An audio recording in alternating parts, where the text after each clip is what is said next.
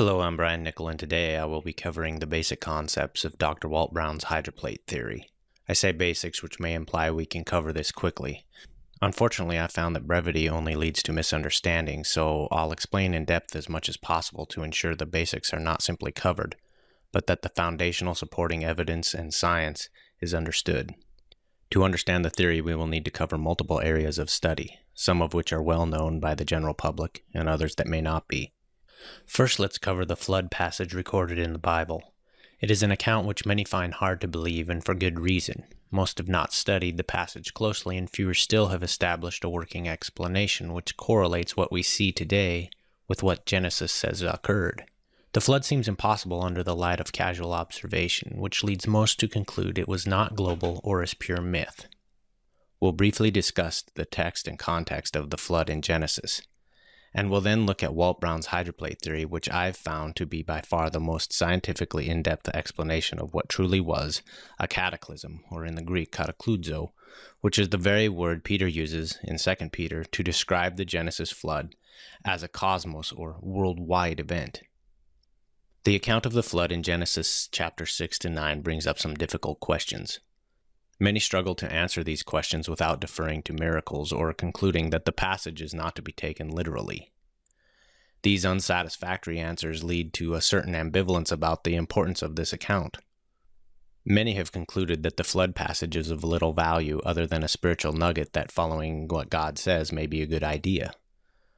However, if patient and willing to consider some out-of-the-box ideas, the Genesis account becomes much more than a bedtime story, but a foundational event of history that validates the Bible, its New Testament authors, including Jesus, who will all refer to Noah and the flood as historical.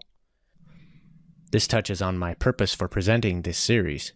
My aim is that the information covered here would give both Bible skeptics and believers pause to evaluate their assumptions about what they think they understand about the flood event. Many times believers of the Bible have a blind faith which places them in a position of having little to offer to a skeptic that would help them to see why the believer objectively trusts the Bible's account. This can lead to a heated discussion that frustrates both sides because the blind faith believer bases their argument on because God said so. This may be a true statement, but it is not going to convince someone who is skeptical of the Bible and God in the first place. For the skeptic, I think many see right away that their scientific education completely contradicts the Bible's account of origins. This becomes the basis for rejecting most of the Bible as made-up stories. Why believe in any part of a fairy tale that most agree didn't happen, right? And it follows that if the Bible's historical records are make-believe, why trust in anything it says about who God is or our moral accountability to Him? I hope this presentation can help show that the Genesis flood account actually fits modern scientific observation better than the evolution model that we've been almost exclusively and sometimes dogmatically taught. If the hydroplate theory can show that Genesis gives a very real account of the flood based on scientific principles that matches our observations, then perhaps the rejection of the Bible's historical record should be reconsidered. And if the Bible's history is in fact real, then a re-evaluation of who God is and our accountability to Him should take place as well. If correct, the hydroplate theory rewrites our scientific understanding of Earth, and therefore we'll spend most of our time focused on this first question. It is not easy to answer, and I find it requires time both to discuss and to digest. Many times questions have hidden assumptions. Notice this second question assumes that all the fountains of today, including Mount Everest, have always existed. Other questions seem to demand a miracle. 40 days and nights of Geshem rain or heavy downpour rain has never been observed. Either this did not happen, was a miracle, or we incorrectly assume that today's hydrodynamic cycle is the source and don't fully understand the real mechanism behind all this rain. The next two questions are more readily answered once the assumptions hidden in question number 2 are exposed. We too often assume that what we see today existed during Noah's day. Because most fail to identify assumptions, it becomes attractive to reinterpret the most natural reading of Genesis into something less than what it claims, thereby making it more believable to our minds. It is certainly much easier to reword a Bible passage than to rethink everything you have come to assume is correct. So does the local flood idea really fit the context? The Hebrew word for earth, eret, can mean the entire earth, land, ground, country, etc. Some try to force this passage to mean just the land or country, to support a local flood theory. However, due to the context of the passage, the local area idea must answer the following difficult questions. Were people outside the area considered righteous? Why not just move Noah, who was given 120 years warning ahead of time? This is what God did with Lot. Was God only grieved that he made man and animals in the local area? Later in chapter 9, the flood is claimed several times to have destroyed all flesh that breathed air. How does any local flood wipe out all birds? Our recorded observance of local, even very large floods does not at all match the record of events in Genesis. This event is the most chronologically detailed and precisely recorded year in the Bible. This is strange if the story is just to promote a moral lesson. In Genesis, the flood begins on the 17th day of the second month of Noah's 600th year. This must have been quite a day for it to be recorded so precisely. As we'll see, that was the last day those 8 people would see the earth as they knew it. The world they would see next was completely unrecognizable and harsh. It rains continuously for 40 straight days. Then the rain stopped, but the waters continued to rise for 110 more days and cover all pre-flood mountains. A question needs to be asked here, and that is, how could the water rise after the rain stopped? Any flood theory needs to explain the mechanism behind this. 5 months into the flood, the ark comes to rest on a high peak, after which water levels can be observed to be decreasing. 74 days later, lesser peaks become visible. 90 days after that, the waters have completely drained, but Noah, his family, and all animals do not leave the ark, apparently because conditions are still too unstable. Finally, 57 days later, and after 371 days on the ark, they are allowed to leave. This detail in the context of Genesis 7 and 8 is telling of something much bigger than anything being proposed by any of the local flood theories, which all fail to fit this detailed chronological record of dated events. The constant rain is never explained by local flood theories. The Hebrew word geshem describes heavy rain. All local floods being proposed would have distant mountains clearly visible throughout the entire episode. No local theories explain 150 days of rising waters. No local theory mechanisms support a 304-day flood period, nor do they explain why the land would have been so unstable that Noah would not have been allowed to leave the ark for 57 days after the land looked dry. Even the trendy Mesopotamian and Black Sea local flood theories fail miserably to fit the Genesis account. At some point, just to be thorough, we should ask ourselves, is it valid to change and twist a record because it is hard for us to imagine or explain its details? Sometimes it is difficult to see alternative possibilities when we have been told what to think instead of how to think critically. Let's begin to answer the 5th question. Where did the floodwaters go? Realize our oceans today cover 70% of Earth's surface, and the average basin depth is 12,000 feet. So the volume of water we have right now is plenty to cover Earth's surface. In fact, 10 times more water is on Earth's surface than there is land above sea level. In fact, if the mountains and continents of Earth were bulldozed so Earth was flat, the volume of water in today's oceans would cover the entire Earth to a depth of approximately 9,000 feet. So while huge post-flood chains like the Andes, Rockies, Alps, and Himalayas did not exist, smaller mountains up to 9,000 feet could have existed and have been easily covered during the flood. So the problem is not that we don't know where the water from the flood went, because we can see it from any beach in the world right now. Understanding this then begins to answer question 4, where did all the water come from? Answering this will take much of our time. Explaining how the water ended up in today's ocean basins will take even more time, so we will have to be patient. Why do we assume that all the water on the surface now has always been on the surface? The problem is when we assume that everything we see now has always been that way. This fallback uniformitarian assumption is ingrained in our education system, but it is not always a correct assumption. I'd encourage you to research the life work of Harlan Bretz for a small-scale example of what happens when too many assume they are right simply because popular opinion is so entrenched. When someone asks how Mount Everest could have been covered by the flood, ask them why they assume Everest and all other mountain ranges for that matter were present at the time. Hydroplate theory makes few assumptions, but if you take time to understand it, you'll see it provides excellent answers to these and dozens of other questions.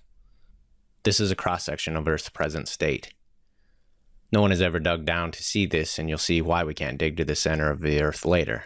However, we know this layout exists by timing seismic waves from earthquakes as they travel through the Earth. Sound travels at different speeds through solid materials than liquids, and this is the rough picture of what is down there. There is a thin crust which sits on top of an 1,800-mile thick solid mantle. Then there is a very dense molten outer core that surrounds the mostly iron-nickel inner core. The liquid of the outer core is twice the density of the rocky mantle. Zooming in on a cross-section of the surface near the edge of a continent, we would see the following. Continents are made primarily of granitic materials. The granite continents rest on the mantle. The Mohorovicic discontinuity, or MOHO, is a boundary line between the crust and the mantle. Seismic waves travel much faster below the MOHO than above, for reasons that we will soon discover. Most of the surface of all continents are covered with sedimentary rock that averages about a mile thick. Sedimentary rocks are made up of finely ground bits of crystalline rock, like granite or basalt, that have been cemented together by a cementing agent like calcium carbonate. For example, sandstone and limestone are sedimentary rocks. Metamorphic rocks occur when sedimentary or crystalline rock is greatly compressed and heated. For example, marble and diamond are metamorphic rock. The two most prominent surface rocks are basalt and granite. The floors of the ocean basins are primarily lined with basalts, which are igneous, meaning formed from a melt state. We know basalts are igneous because we see them being produced in nature and can replicate basalts from a melt in a lab. Continents are primarily granites, which are slightly less dense than basalts. Contrary to what is commonly assumed, granite does not appear to be igneous, meaning formally melted. Rather than being igneous, granite would be better termed as an enigma. Granite is made of very large crystals of quartz, feldspar, hornblende, and mica. These materials have differing densities and melting points. If granite was molten for millions of years and slowly cooled as assumed, the differing liquid mineral densities would naturally self-sort due to gravity, just like oil and water. The result would be a layered cake pattern, not the large interlocked crystalline patterns that we see today. No one has ever reproduced large-grained granites seen in nature. The end product, both in the lab and in nature, when a granite is melted and resolidified, is a plain igneous rock called rhyolite, which has tiny crystal grains like igneous basalts do. The borders and edges of continents taper and are beveled. The continents generally thin and taper out under the ocean's surface, forming the continental shelf, which runs out under the water between 300 and 600 feet deep. The true edge of the continent then rapidly drops off in a bevel shape to an ocean depth averaging 12,000 feet, forming the continental slope. Notice that the thinned continental shelf connects the continents. If ocean levels were several hundred feet lower, you could almost walk from Southeast Asia to Australia and from Siberia to Alaska. If this were the case after the flood, while much of the flood waters remained trapped on the continents, there was a good reason behind God's direction for survivors of the flood to spread out as they increased in population. This also may explain why in Genesis 9, Nimrod and those who settled on the plain of Shinar in today's Iraq were quickly confused by God with differing languages and thereby forced to spread out. This also explains why the origin of all language is tracked back to this region. About 2 generations after Babel, the earth was divided in the day of Peleg in Genesis chapter 10. Peleg's name is a root for many words today concerning water, like archipelago or bath pelagic. This lends credence to the idea that the earth was literally divided by rising ocean levels that separated the continents in the days of Peleg. I'll now give a brief general summary of how Earth formed from an evolutionary view. There are actually many differing views, but the following appears to be the most popular today. Supposedly 4.5 billion years ago, asteroids gravitationally collapsed into each other, and the energy released from these impacts produced a molten liquid Earth, which remained molten for millions of years. As accretion ceased, the surface eventually cooled and formed a solid crust, but as we just covered, a granite crust could not have originated from a previously molten condition, and no lab has ever been able to replicate granite from a molten state. The evolutionary model then states that over time, the remaining inner molten materials were gravitationally separated to form the dense solid inner and outer cores of the Earth. Note that any thermal analysis accounting for all realistic forms of heat generation and heat transfer predicts that the sphere of Earth should have completely solidified by now if it is actually 4.5 billion years old. This is one of many observations which strongly indicate the upper limit of Earth's age is much younger than assumed when relying on radiometric ratios. To further investigate the fundamental problems with radiometric dating, please refer to my other video titled Hydroplate Theory: The Origin of Earth's Radioactivity. Evolutionary theory of the Earth's origin assumes that the Earth remained in a molten state for around 200 million years. Naturally, any water brought by asteroids would rise to the surface and evaporate long before the Earth's crust solidified. A runaway greenhouse would have followed, trapping solar heat in the humid atmosphere and making life on Earth impossible forever. According to some evolutionists, millions of years after surface solidification, comets bombarded the Earth, depositing even more water on its surface. But recent discoveries of high deuterium concentration, or heavy water, on comets, compared to Earth's oceans, have led some scientists to conclude that Earth's water could not have come from comets. In summary, the evolutionary theories of how water came to be so prevalent on Earth's surface is not supported by what we observe today. But if we assume the evolutionary theory is somehow true, then basic scientific principles tell us that Earth's water should only be found on the surface. What is surprising from this evolutionary view is that there are unexpectedly large amounts of water trapped at depths far deeper than surface water could ever seep. Here is why deep water under continents is not expected. Imagine a block of soft modeling clay or Play-Doh. Now stack more blocks of clay on top. Eventually the bottom block will deform sideways due to the weight of the added blocks. Add more blocks and more of the material deforms. Now imagine that you have stacked another column of clay blocks very close to the original column. What will it do? It too will deform and compress against the other material. The dashed line represents the boundary at which the compressive strength of the clay or Play-Doh has been exceeded. Material below this boundary forms a tight seal. Even small microscopic cracks cannot exist below this boundary line. Take notice that gravity is the causal source of this condition. Even if surface water is poured into the gap or crack, it cannot seep below the boundary line. For clay or Play-Doh, this boundary may be only a few feet from the surface. You've likely seen a similar scenario after making stovetop pudding or cheesecake, after it cools in the refrigerator overnight. The semi-solid separates or cracks at the surface as it cools, but the crack is not very deep because the weight of the material slumps and closes the crack at a certain depth. Rock like granite has good compressive strength and can support a crack of up to 5 miles depth, but no deeper. In summary, assuming the evolution scenario, water from asteroids and comets collected on the surface before crust solidification, since granite's max compressive strength is approximately 23,000 pounds per square inch. No significant continental water would be expected below 5 miles depth. However, it is well known that deep water exists much deeper than this. Germany's KTB dig and Russia's Kola dig are the deepest man-made holes in Earth's crystalline continental granite. The goal of these digs was to reach the Earth's mantle rock, but neither succeeded. Both holes reached depths well below the 5-mile boundary of granite's max compressive strength. Both holes encountered unexpectedly extreme heat as depth increased. Even more surprisingly, they both struck saltwater-filled interconnected fractures in the granite. More recently, using conductivity measurements, a mile-thick layer of saltwater-filled sediments has been reported 10 miles under the Tibetan Plateau. In fact, deep saltwater appears to be a common trait under all continents. Hydroplate theory asks the question, if evolution theory does not predict deep water, then how else did the water get so deep under all the continents? At this point, it is interesting to note that the Bible indicates in several places that water was and is under the earth. Psalms repeatedly indicates this. The deep is in storehouses. The earth is founded upon the seas and upon the waters. The earth is spread out above the waters. Finally, and most telling, is the opening action of the flood recorded in Genesis 7 verse 11. The Bible strongly indicates large amounts of water were originally deep under the earth. The hydroplate theory uses these biblical descriptions in combination with many real-world observations we've just covered to derive its starting assumption about the original layout of Earth, which is radically different than what we see today, and certainly much different than what uniformitarian theory proposes. The assumed condition is that the Earth's surface crust was formed above a deep layer of water. This is a global condition wherein the Earth crust was an unbroken spherical supercontinent which covered and sealed in a deep layer of water trapped between it and the mantle rock.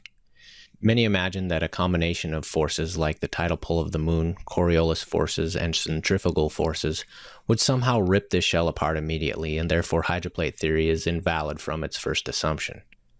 However, few can maintain such a view once they compare all these forces to the dominating gravitational force of Earth. Although other forces are present, they can often be ignored because they are so small compared to gravity. There is a reason gravity is the first force we learn of in school. As we discuss the hydroplate theory's many observations, take note of how so much of the theory's explanation is simply founded upon the physics of what happens to materials under the influence of Earth's gravity. Rather than speculation about unconfirmed natural processes or imagined miracles, we'll see hydroplate theory turn again and again to Earth's gravity as the causal mechanism which drove processes and produced various effects. The Bible records further detail of these assumed starting conditions in the creation account of Genesis 1. The Hebrew for waters here is mayim, which is always used to describe liquid water.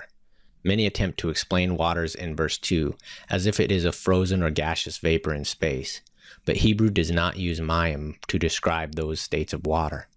Hebrew has many other words to describe ice, clouds, and vapor states, so clearly liquid water is in view. Then on the second day of creation, God said, "Let there be an expanse in the midst of the waters, and let it separate the waters from the waters." The word rakia comes from the root word raka, meaning to spread, beat, or hammer out as with a metal. It can also mean a plate.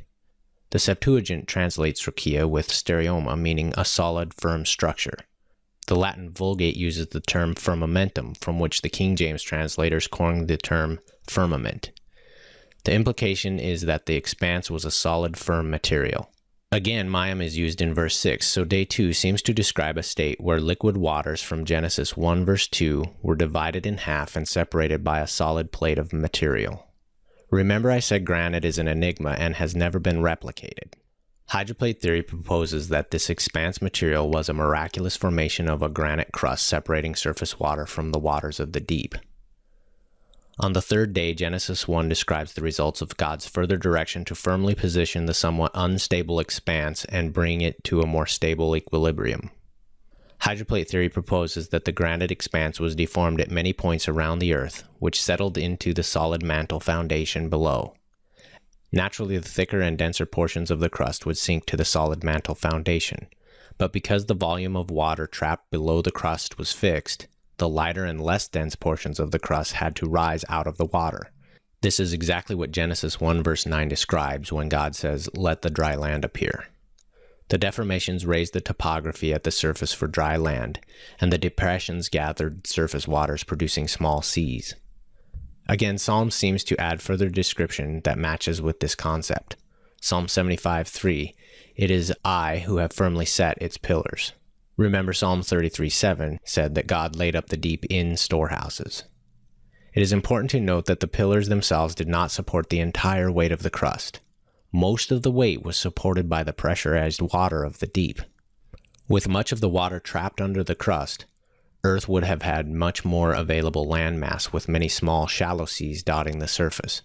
Mountains would have been smaller than today. Hydroplate theory figures that approximately half of the water in today's oceans started out under the granite shelf, forming one giant supercontinent all around the globe. This estimate of the volume of water under the crust is based on the concentration of salt in the oceans today compared to what was found in the Bavarian KTP dig hole. In addition, water found in comets contains around twice the deuterium concentration that is in the oceans. The estimate also assumes that pre-flood seas were fresh water, which after the flood mixed about equal parts with this super salty deuterium-rich subterranean water, diluting it to the levels measured in the oceans today. I will describe more about the most likely origin of comets later, so hold on to this info, as I'm sure at this point it seems strange that water and comets would have anything to do with the flood or with the Earth. Hydroplate does not place an upper bound on the original volume of water in the chamber because there are some unknowns that have a large effect on the final answer. Today we know there are large amounts of water trapped deep in the porous Mohorovicic boundary layers, but we don't know by volume how much is down there. We also don't know how much water escaped Earth's atmosphere during the flood. Both of these unknown variables would add to the volume estimate based on the above concentrations of deuterium and salt. So for now, we'll just say the deep, or the Great Deep as referred to in Genesis 7:11, was a global interconnected subcrustal ocean chamber that was at least 0.9 miles deep at the time of the flood. Based on observations of current size and thickness of continents, hydroplate theory proposes that the original granite plate was 60 miles thick. If you've read prior editions of the theory, you'll notice that this has increased from initial estimates of 10 miles thickness. This change was arrived at after carefully considering the implications of several rather recent discoveries. Most recently in New Zealand, researchers have used explosives to generate specific short wavelength seismic waves to produce the clearest picture of what they believe to be a subducting plate. They are puzzled, however, because almost 50 miles down, a 6-mile thick channel containing melted rock and/or water has also been identified. This is not at all what popular plate tectonic theory predicts. For hydroplate theory, these discoveries are exciting because they are consistent with how a collapsed water-permeated subterranean chamber would be expected to reflect these seismic waves. The much slower wave velocities measured in the channel indicate magma and/or water trapped within the chamber's roof and floor. We will soon cover in detail how hydroplate theory explains these findings using cause-to-effect reasoning. This is the first strong evidence that the granite crust was in fact much thicker than previous estimates. Corroborating this is the growing body of evidence that trans-Neptunian objects, or TNOs, are most likely from Earth as well. We'll discuss this further later on. For now, we'll continue discussing the assumed initial pre-flood conditions. Remember, no cracks can exist in granite below 5 miles, so the perfect seal conditions we just reviewed existed to keep the surface waters from seeping down and, more importantly, the subsurface waters of the deep from pushing up through the granite. These are the basic starting assumptions of the hydroplate theory. From here, the theory uses only laws of physics to explain cause to effect, which we'll see provides reasonable and straightforward explanation of Earth's surface features today. This is a phase diagram for water. At atmospheric conditions, we see water freeze at 32 degrees Fahrenheit, 14.7 pounds per square inch pressure. As heat is added, ice melts and the temperature rises until at 212 degrees Fahrenheit, boiling produces vapor. The weight of 60 miles of granite above means that the Great Deep was pressurized to approximately 372,000 pounds per square inch. As will be seen, work was being done on the water of the Great Deep, which gradually increased its internal energy, so we will refer back to this diagram several times and see how conditions in the water changed and the dramatic effects that were produced. Just as the moon's gravity works to produce the ocean tides, the original granite shell would also have been worked and distorted by the moon's gravity. However, because it was a solid shell of great mass, the tidal effect on the crust was not as dramatic as with the open sea. Still, the crust would have deformed into a slight egg shape toward the moon. Obviously, the graphic has been exaggerated so we can see the distortions, and I've simplified the pillars to only 4 dark brown shapes, where the granite was pressed into the solid mantle. In reality, the global surface area of the relatively thin 60-mile crust would have allowed it to form pillars at thousands of locations. Twice a day the shell would have deformed, so the trapped waters of the deep were continually being pumped through the subterranean chamber at high pressure. This work added energy in the form of heat to the waters under the crust. At the same time, each pillar experienced tension, compression, and shear loads twice a day. Friction from these cyclic loads slowly heated the pillars as well. To get an idea of how these forces produced heat, bend a steel wire or a paper clip back and forth several times, then touch it at the bend. Now imagine how much heat would be generated at the extreme pressures in rock 60 miles deep. As tidal pumping continued, the pressure and temperature in the subterranean chamber increased. Eventually, liquid water changed phase into a state known as supercritical water. The hydroplate theory is not the first to recognize the possibility of a supercontinent. We all learned about Edward Bullard's Pangea concept in high school. Few of us were encouraged to look at it critically, however.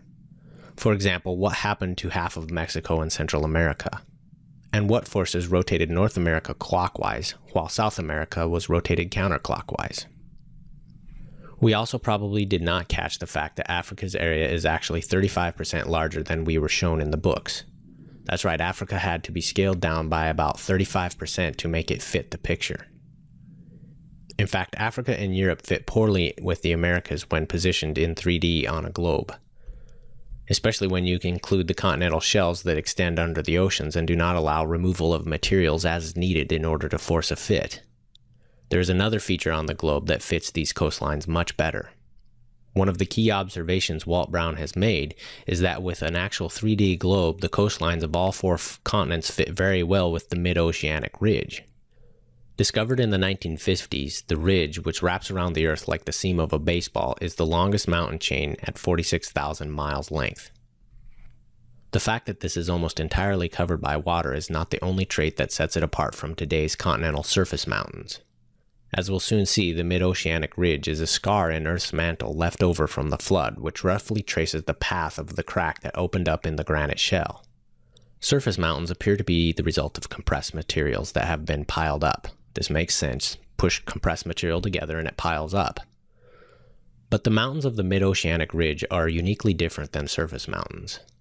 Tensile fractures show that the material has been pulled apart in two perpendicular directions. This is counterintuitive. How do you build a mountain chain by pulling material apart, in two directions no less? Hydroplate theory explains the unique conditions that produced this strange global geologic feature. We will discuss how this happened later, but first let's continue to investigate the nature of supercritical fluids, since it is key to understanding and grasping the magnitude and direction of energy released during the flood. The Genesis flood is not just an unusually long rainstorm as most imagine.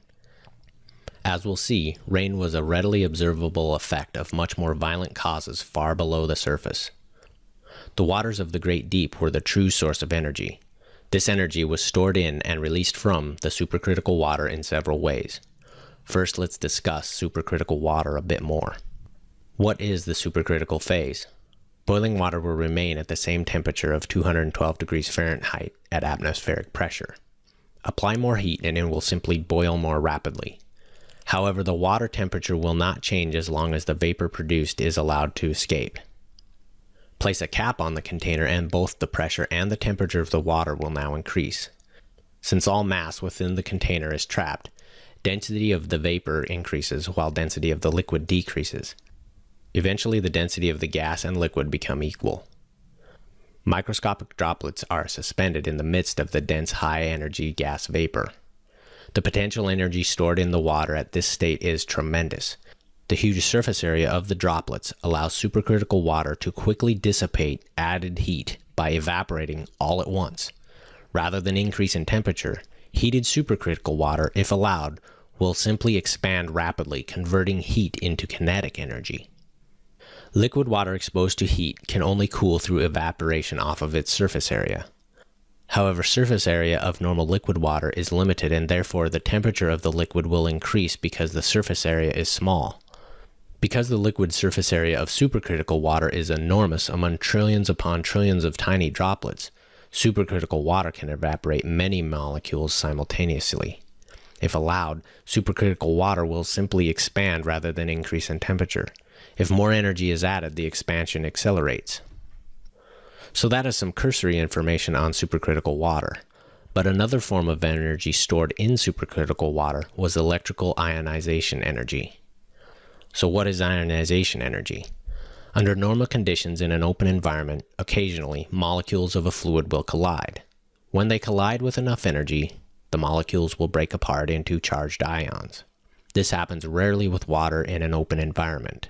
A closed and pressurized environment forces molecules closer together, increases fluid pressure, and makes collisions more likely. Increasing temperature causes the molecules to vibrate faster. The closer proximity and increased movement causes more collisions. This causes ionization of the water. If pressure suddenly drops, the charged particles will rapidly seek an opposite particle. The sudden and multiple ion collisions back into whole molecules releases much heat into the fluid.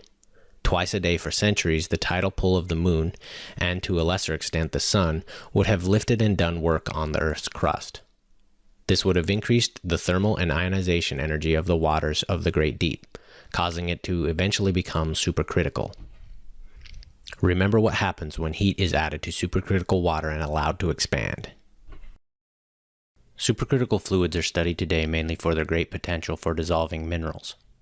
The greatly increased energy of fluid molecules impacting against a solid will break up and dissolve the solid much more than would normally occur with less extreme conditions.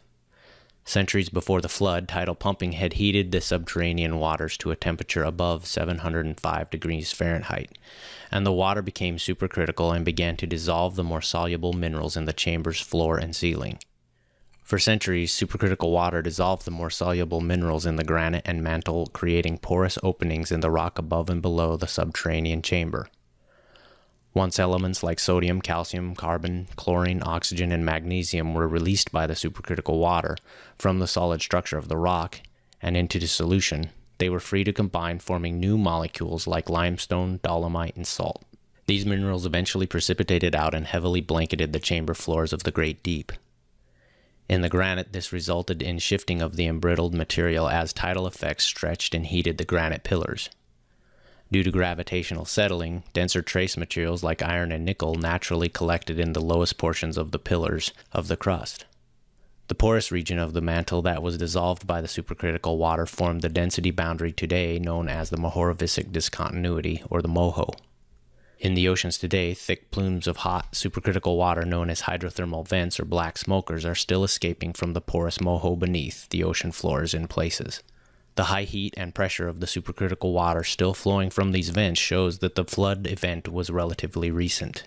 In the years before the flood, as pressure increased in the waters under the crust, the compression which maintained the seal in the granite was replaced with tension loads as the pressurized water below expanded and began to stretch the crust.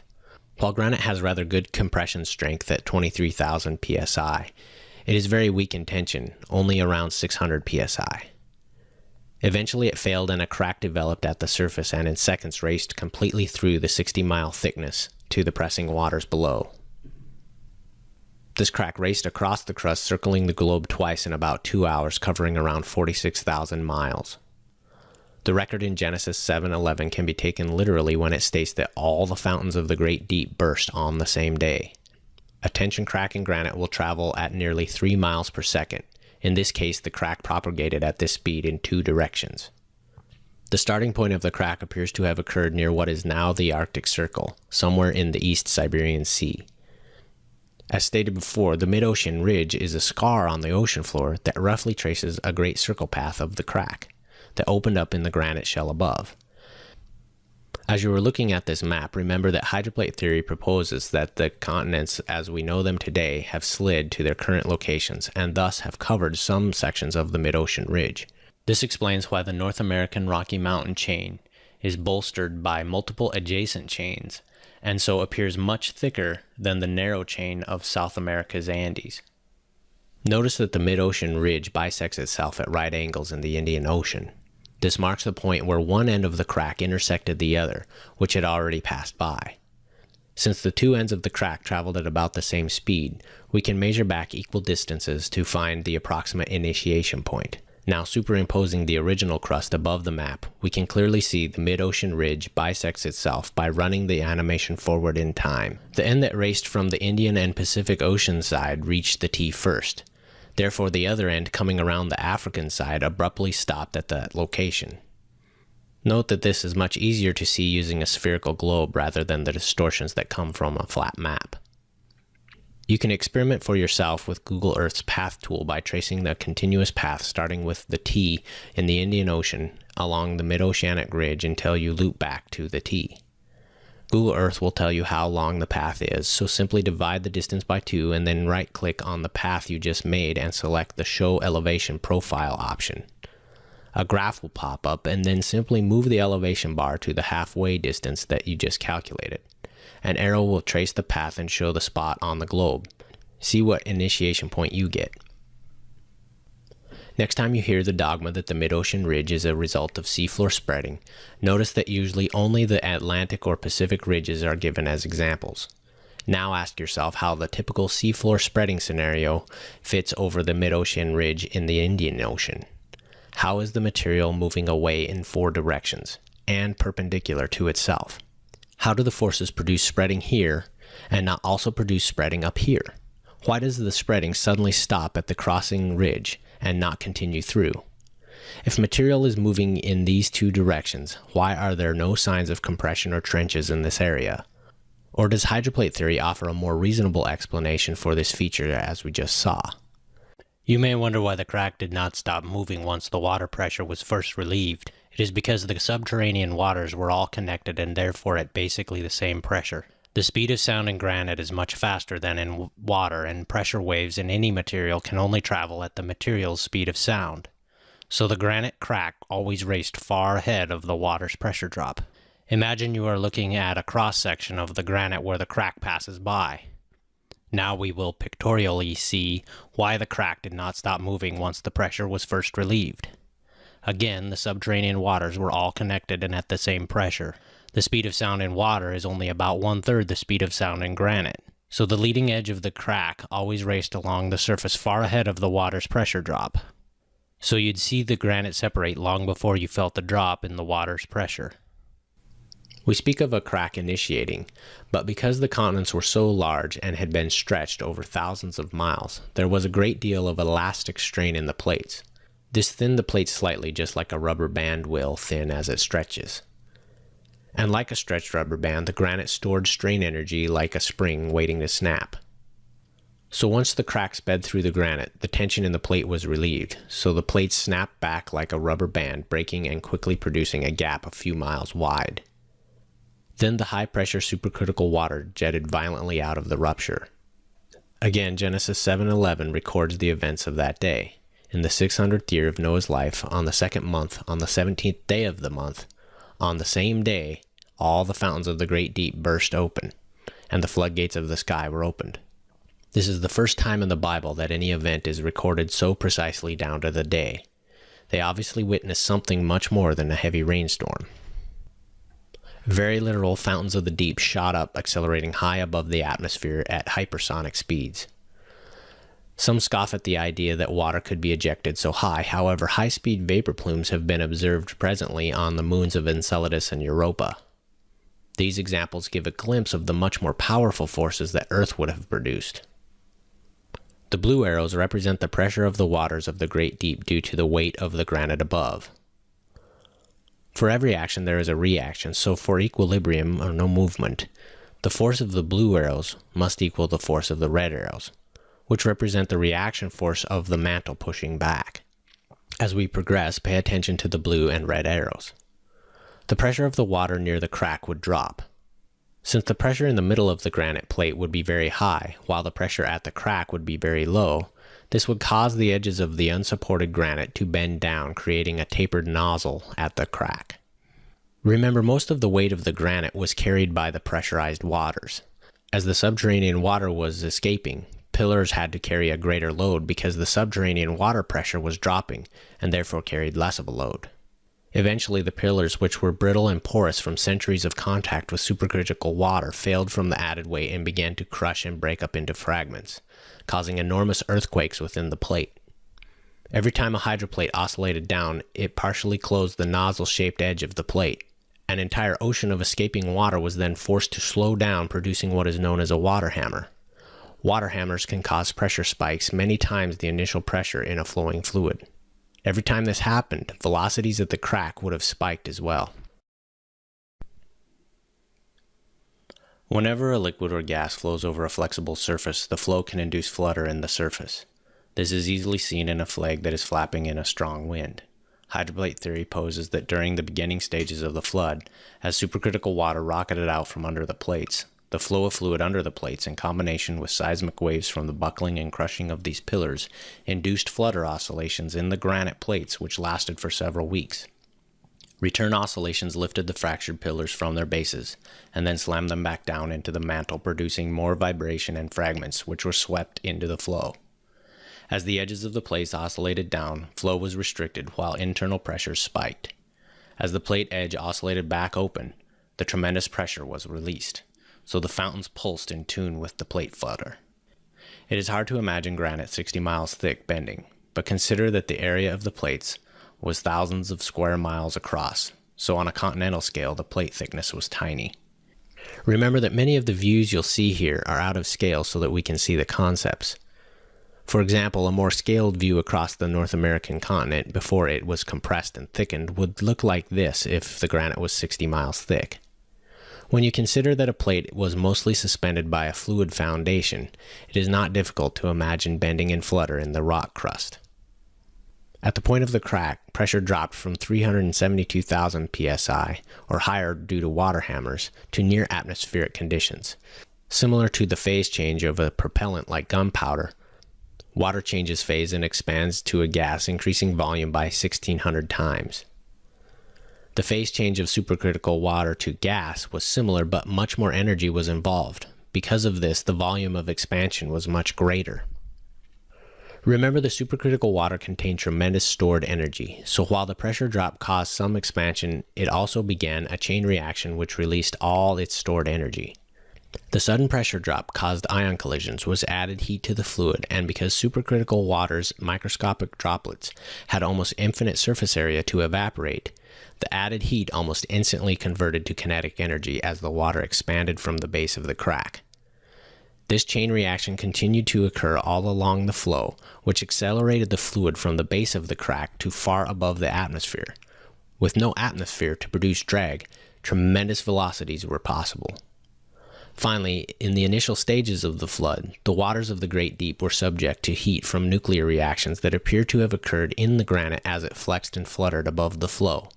In objection to Walt's estimates of temperatures of the supercritical water under the crust and the energy estimates involved, some apply simplistic heat transfer equations to the volume and mass of the atmosphere, and then declare catastrophic boiling or vaporization of all life. Others also argue that the hypersonic speeds of the fountains would have pulled the atmosphere up along with it and stripped it from Earth's surface. So is there a heat problem with this theory? If all this energy was released during the flood, would Noah roast? Well, I'd say not likely. Just because high temperatures and huge amounts of energy are involved does not mean everything nearby would be dead. Sometimes a picture gets this point across better than a technical discussion. That flame is probably about 1800 to 2000 degrees Fahrenheit. My hands are less than an inch away and could easily have stayed at that position till the bottle ran out of propane. So first consider that this is a scenario that involves directed energy. Yes, there was tremendous energy involved, but where was it headed? I think some of the confusion arises by immediately simplifying the problem and not accounting for everything happening throughout the entire scenario presented by hydroplate theory. Consider that when a fluid expands, it cools greatly. So by the time the initially high energy water directed far above the atmosphere fell back as heavy rain, any remaining heat would radiate into space, which is a huge, almost infinite heat sink. Remember the picture of my hands just an inch or so beside the torch. Air is actually an insulator, a very poor conductor of heat, especially when it is stagnant. Nearly all forms of insulation, from fur to your coat to your house walls, rely on still air to be effective at preventing conduction of heat. The great speeds of the fountain's flow mean that there will be little time for heat transfer with the atmosphere as it raced past. Like my hands, Noah was located beside and away from the fountains, and the air in between would have protected from extreme temperatures. Consider too that the atmosphere is like a wide, thick blanket for Earth, and it has tremendous inertia that would have to be overcome for it to be stripped away from Earth's gravitational pull. A focused high-speed flow is just about the worst method I can think of for imparting kinetic energy to a gas. If you question this, try an experiment. On a still, non-windy day, light a leftover 4th of July smoke bomb, then use a hose with its nozzle set to its most pinpoint setting to try to move the smoke around or out of your yard. After you get frustrated, try a slow-moving fan and then consider just how effectively a pinpoint high-speed flow moves a gas. It is a terrible method for moving a gas. Finally, consider that at the top of Earth's atmosphere, temperatures plummet to negative 150 degrees Fahrenheit and lower. So any air beside the fountains that was heated and pulled up with the flow would have a tendency to lose speed, fall away, and radiate any gained heat long before it floated back down. If interested in how this nuclear heating occurred, follow the link shown here to a presentation on the origin of Earth's radioactivity. There you'll find not only the explanation for nuclear heating, but also discovered the surprising evidence of plate flutter, how chondrules formed in meteorites, how heavy elements were produced during the flood, and how accelerated radioactive decay occurred, which produced the parent-daughter ratios which so many mistakenly think is proof for billions of years of time. For now, we will skip this subject as it would greatly sidetrack our review of hydroplate theory. Just realize that this nuclear heat produced within the plates greatly pressurized the supercritical water that had eaten into and was now partially constrained within the porous regions of the plates. Because the upper half of the plates were still solid undissolved granite, this pressurized water could only expand laterally and down through the porous channels.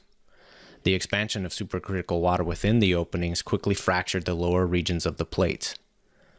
These dislodged porous fragments quickly fell into the pulverizing flow and were accelerated up into space.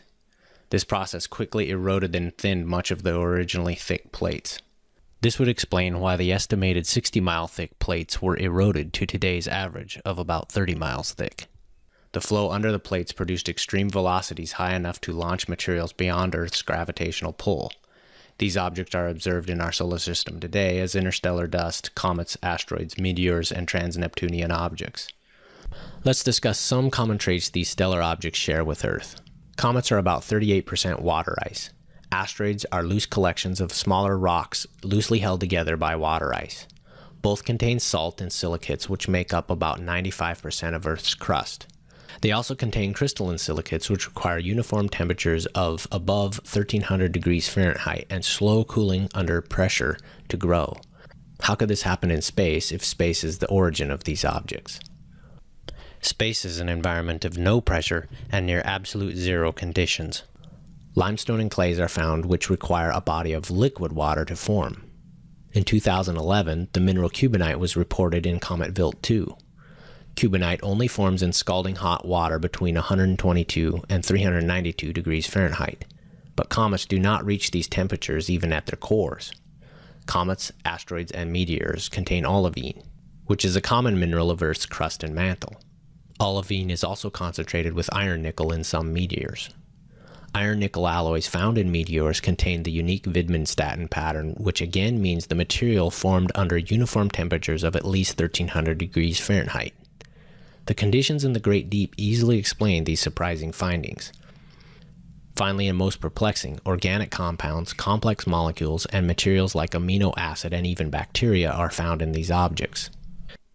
Studies of interstellar dust scattered throughout the inner solar system near Earth's orbital plane find this, quote, dust actually matches the spectral properties of complex structures like frozen bacteria and cellulose.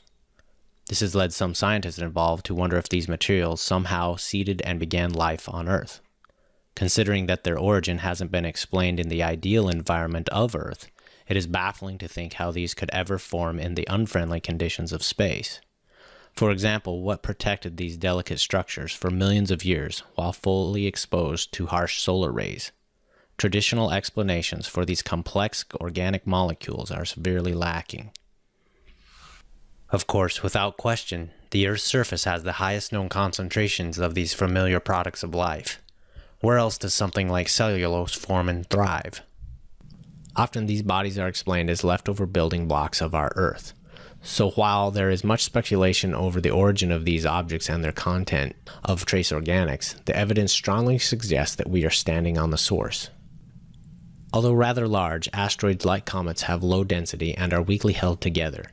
Vesta is one of the largest and is almost big enough for its gravity to make it spherical. Ceres is the largest asteroid and makes up 1/3 of the mass of all asteroids combined. It has just enough mass to pull itself into a roughly spherical shape. The mass of all known asteroids combined make up only a small percentage of Earth's mass. So asteroids are probably not the fragments of a planet that completely exploded, as some people initially thought. Since asteroids are actually made up of many smaller rocks, dust, and water ice, it is not so hard to imagine them being ejected from Earth via mechanisms we just covered. As these particles traveled farther from Earth, their gravitational sphere of influence increased, so larger rocks gravitationally attracted more and more smaller rocks into their vicinity, which caused their gravitational spheres of influence to grow even more. Eventually, these mergings became comets and asteroids. Those that did not merge to become comets and asteroids are today's meteoroids. Some asteroids became so large that they maintained their gaseous atmospheres for much longer, which allowed them to sail on the solar wind past Neptune's orbit, becoming trans-Neptunian objects or TNOs. TNOs share many characteristics with asteroids. Both measure exceptionally low densities of around 2 grams per cubic centimeter. Both are often reddish in color due to the surface rocks containing iron oxide, oxides which likely formed due to the presence of water launched with the rocks in the fountains of the deep. When the mass of all TNOs is considered, then the percentage of the material ejected from the flood jumps to around 3% of Earth's mass. This line of evidence is one of the main reasons for changing hydroplate theory's estimated initial crust thickness to 60 miles. I say special conditions are required to form these objects because the gravity of small objects is tiny. Asteroids and comets would never accrete if the trajectories of objects and the angles of impact were random. Even landing a small, carefully guided space probe on a large asteroid or comet is incredibly challenging due to how low the gravity environment is. If traveling at even slightly differing speeds, impacts in space result in further fragmentation and breakup of particles, which will never return to each other. Just so conditions are required for accretion. All of these special conditions are accounted for and explained by the hydroplate theory. Items must be traveling at the same relative speeds and along the same trajectory. The presence of gases during this process greatly aids in aerobraking the inbound components, providing the best possible conditions for successful accretion. Many asteroids surprisingly have moons like Ida and its moon Dactyl. Capturing a moon is incredibly difficult for the same reasons we just discussed. However, moons would be expected if asteroids originated from a stream of particles with shared velocities and direction. Many TNOs have moons as well, as hydroplate theory would expect. Some TNOs even orbit each other at great distances. Another scenario which requires the unique conditions that only hydroplate theory seems to be able to provide. Some large asteroids have gently connected with their moon, like Itokawa. As stated, it is difficult to do this even with small, precisely controlled spacecraft. When the large size of these fragile bodies is considered, it is hard to imagine how this occurred randomly in space with no gaseous atmosphere to provide aerobraking. Notice that this picture of the surface matches what hydroplate theory predicts.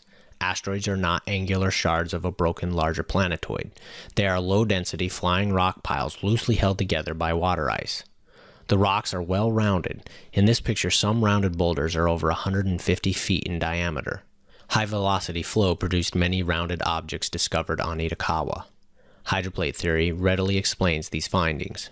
Meanwhile, researchers like Donald Yeomans from NASA Jet Propulsion Laboratory realize the problem and currently seem stumped by what is observed due to their evolutionary viewpoint. Recent detailed explanations show comets have similar makeup as asteroids.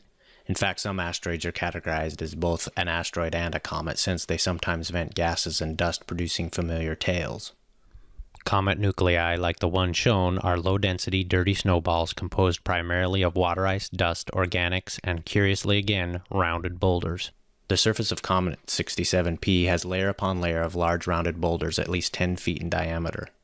This would not be expected if these fragments were due to collisions in space. They should be jagged and angular.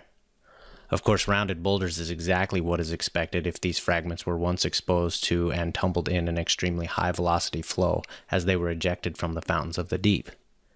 This is the same mechanism by which river rocks are rounded, albeit these large, quote, dino eggs were rounded much faster. Here's a close-up of a crater where hundreds of these rounded 10-foot boulders are exposed. Here again, rounded boulders are observed on the peanut-shaped comet Hartley 2. Like the subject of the origin of Earth's radioactivity, the hydroplate theory's full explanation of the origin of comets, asteroids, meteors, and TNOs would take us on a long bunny trail that would distract from this overview, so we will have to leave this subject and move on. A more thorough, in-depth presentation of this subject may be found by clicking on the following link displayed.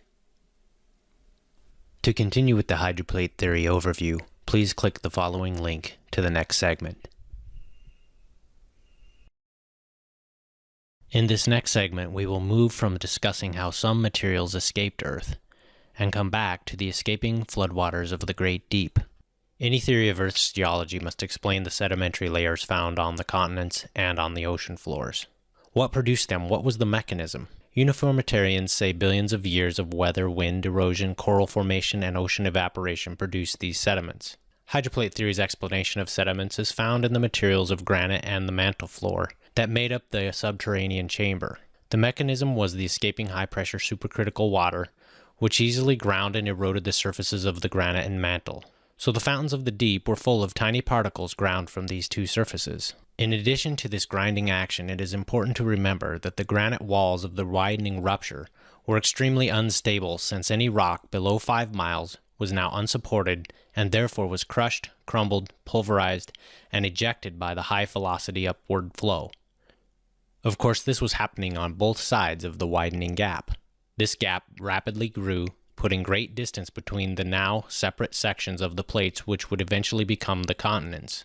As the lower structural support washed out, suddenly the upper rock had no support, so it sheared and slid down into the flow with the same pulverizing results. So this accounts for the erosion and particles, but what about the cementing agents?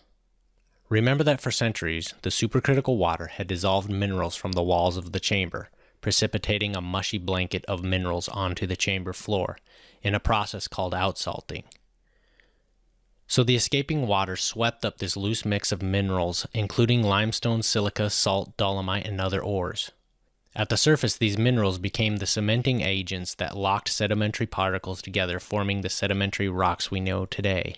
Once the eroded sediments and watery slurry of minerals was deposited in thick layers on the surface, the mixture was at low pressure, and as the temperature cooled, over time, after the flood, the minerals in the waters precipitated out of solution and readily locked the crystalline rock grains together, forming sedimentary rock. This is the only explanation which provides adequate reason for why such thick, vast layers spanning continents are found to be so consistent and remarkably pure throughout. All gradual processes involving millions of years fail to explain the thickness, purity, and consistency of these layers over vast expanses. So we've just explained how sedimentary rock was ground and cemented and why the layers are so pure. But what caused the vertical layers to form all at once? And why are they neatly stacked on top of each other with sharp, undisturbed boundaries and no signs of erosion? Biologic evolution heavily relies on the geologic column as evidence to justify the theory that life evolved over eons of assumed time. But if thick layers do represent vast ages of time, why are they not eroded due to exposure to weather?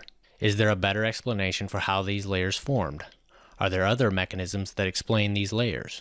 Geologists often scoff at a global flood, claiming there should be a layer in the geologic column containing all forms of flora and fauna if it were true. Since there is no such layer, they conclude a global flood is merely a myth. However, they fail to comprehend the true power and forces described in the Genesis account. Few understand the sorting capability of liquefaction. As we'll soon see, many overlook that the entire geologic column is the layer that they are looking for as evidence for the flood.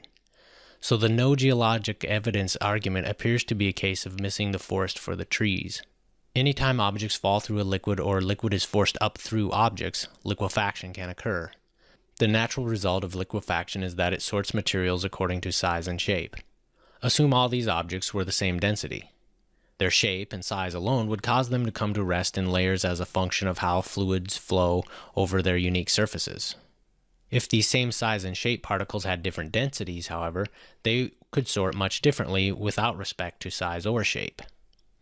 Different combinations of these properties for each particle will give different layering sequences. Sharp, even layers can form as particles are sorted by the liquefaction process.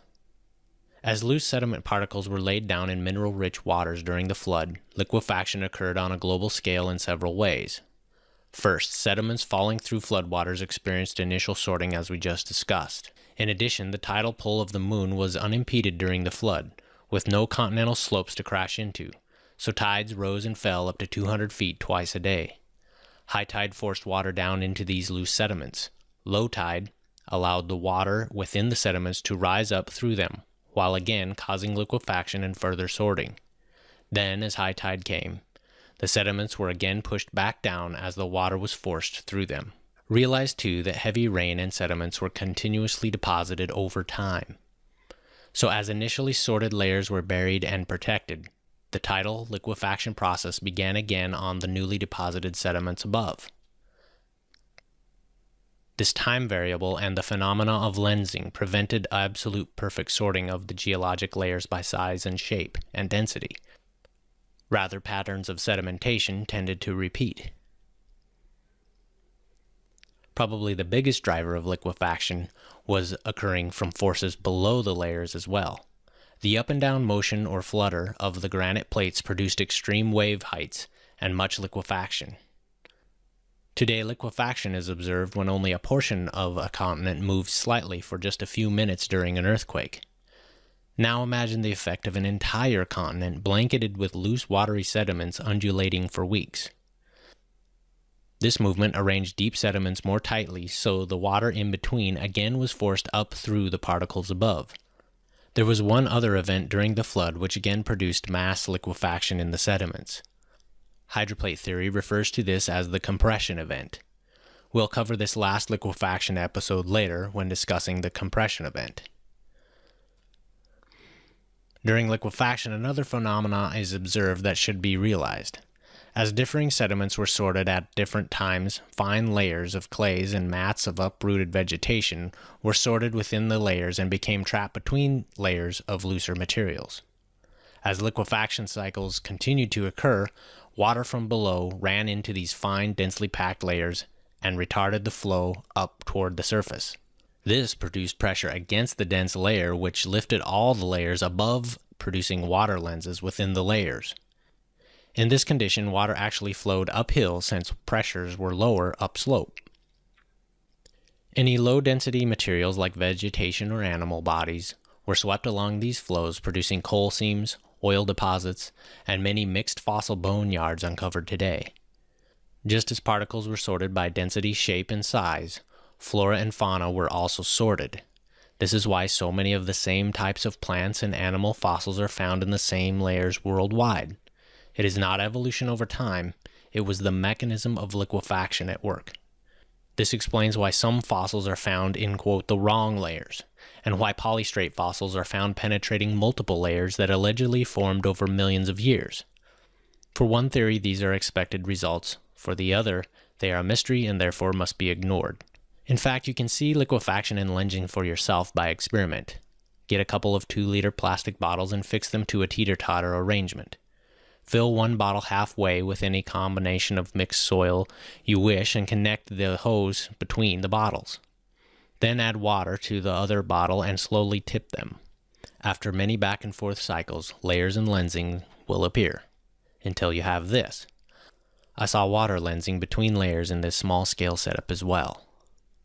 So the next time anyone says the evidence of a global flood does not exist, consider that perhaps the evidence is all around us, including the dead things, called fossils, beneath our feet. Obviously, fossils can only form if the animals or plants are rapidly buried and preserved in sediments.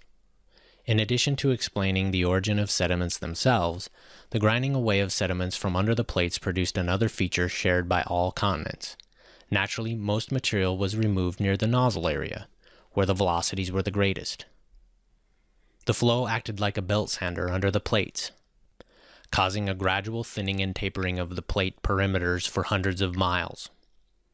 At the same time, as flow and sediments rocketed out from the base of the crack, it expanded and somewhat uniformly beveled the edges of the plates. This tapering and beveling is seen on all continents today as continental shelves and slopes. As plates were eroded, the crack widened and continued to do so until it was a gap hundreds of miles wide. As this happened, the explosive launching power of the fountains decreased, so heavy, constant global rain soon ceased. According to Genesis, the continuous heavy Geshem rain stopped after 40 days. Geshem is Hebrew, describing heavy, violent rain. Hydroplate theory sees the heavy rain as having a cause-effect relationship with the fountains of the deep. Notice the initial cause described in Genesis 7:11 was the bursting of the fountains. Then heavy rains are mentioned. In verse 12, we see that the rain was continuous day and night for 40 days, so this was not like the rain we know today. Later in Genesis 8 verse 2, again the fountains are listed first as closing and then the rains were restrained. However, if the escaping waters were coming from under the hydroplates, The rising floodwaters would have blanketed the fountains and stopped the rain, but the weight of the plates would have continued to push the remaining water and thick sediments out and up to the surface. This understanding would explain why Genesis records that the waters continued to increase and prevail on the earth for 110 days after the heavy rain had stopped falling. Think of the simplified scenario of a sprinkler placed in an empty swimming pool.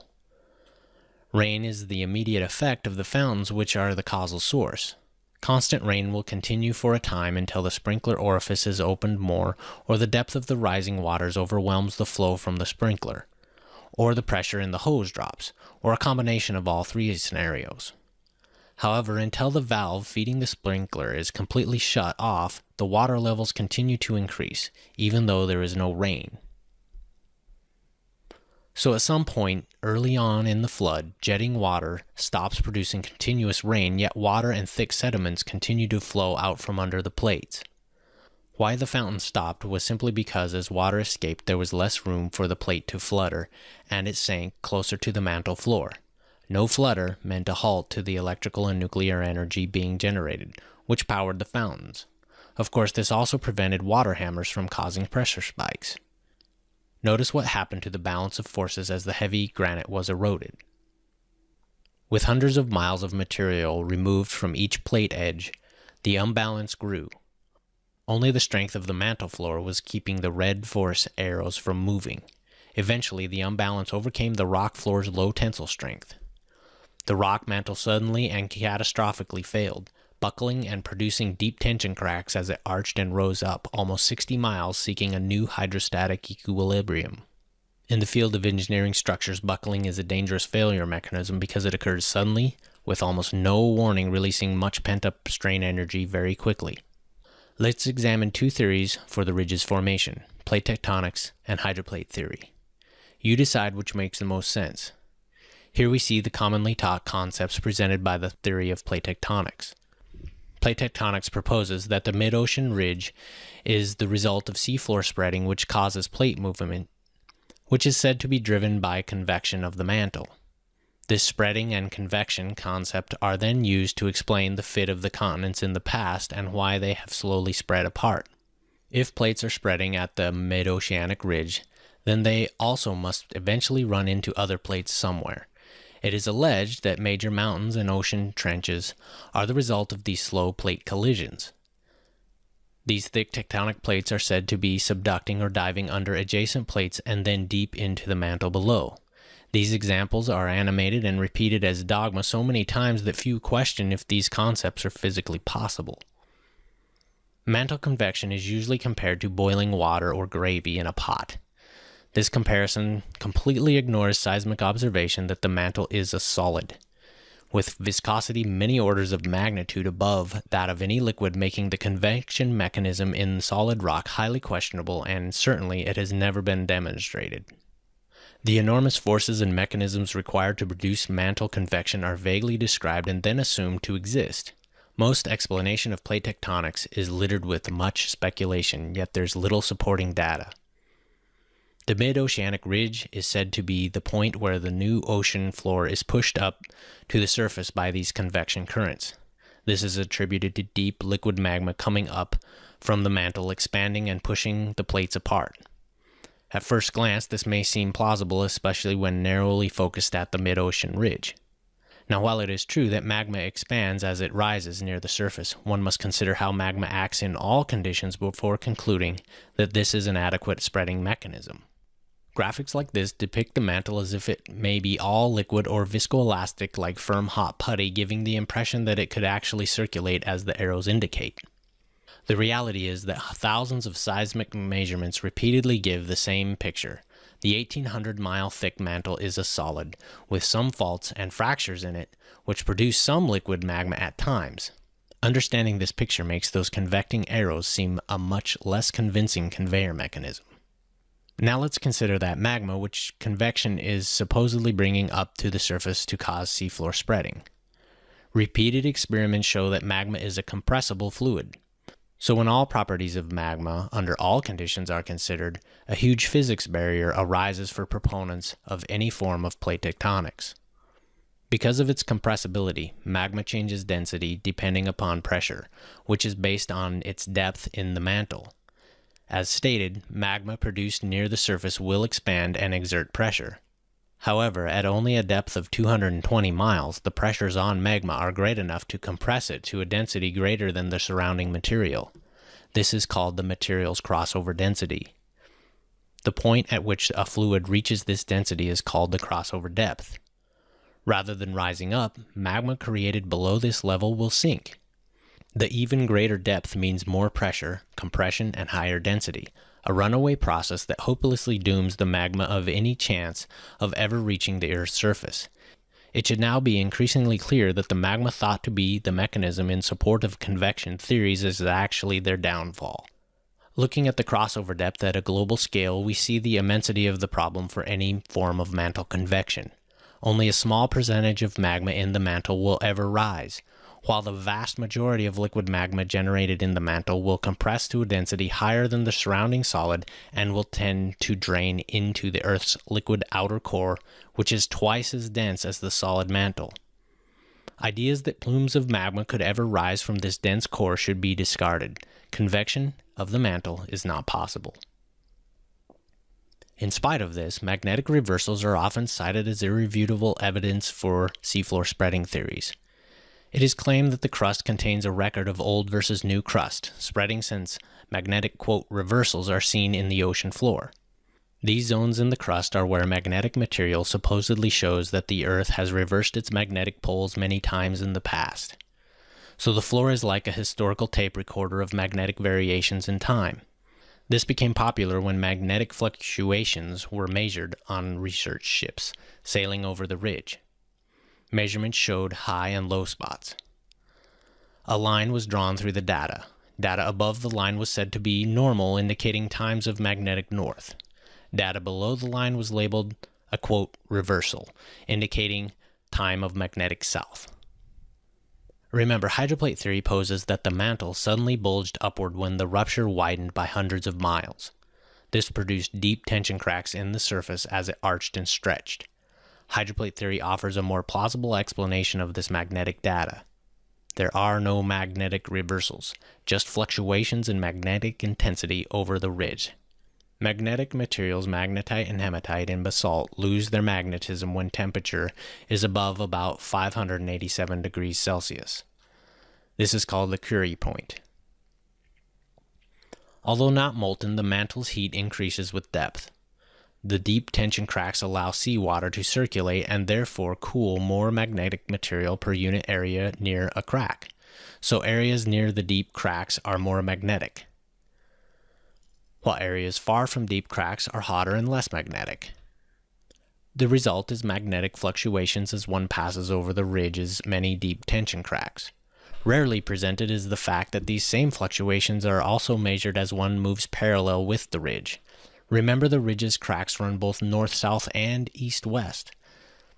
If you cut through the view of the ridge along this dotted line, we'd see this. The same magnetic fluctuations are measured. Why is mantle convection in this direction never proposed? So again, we see that when all the data is considered, seafloor spreading theory lacks consistent explanation, while hydroplate theory provides a straightforward and consistent explanation of what is observed that matches all of the data. The mid-oceanic ridge has unique repeated topography. It has a unique system of deep cracks. The largest and longest cracks always run perpendicular to the ridgeline. These are called fracture zones, which dominate the pattern. The crest of each section of the ridge is always bisected by a wide, deep crack that always runs parallel with the ridgeline, called an axial rift. Large axial rifts are flanked on either side by many adjacent small cracks called flank rifts. Rifts stop at fracture zones because the stress concentration at the tip of the propagating crack cannot pass through the rock that is not highly stretched.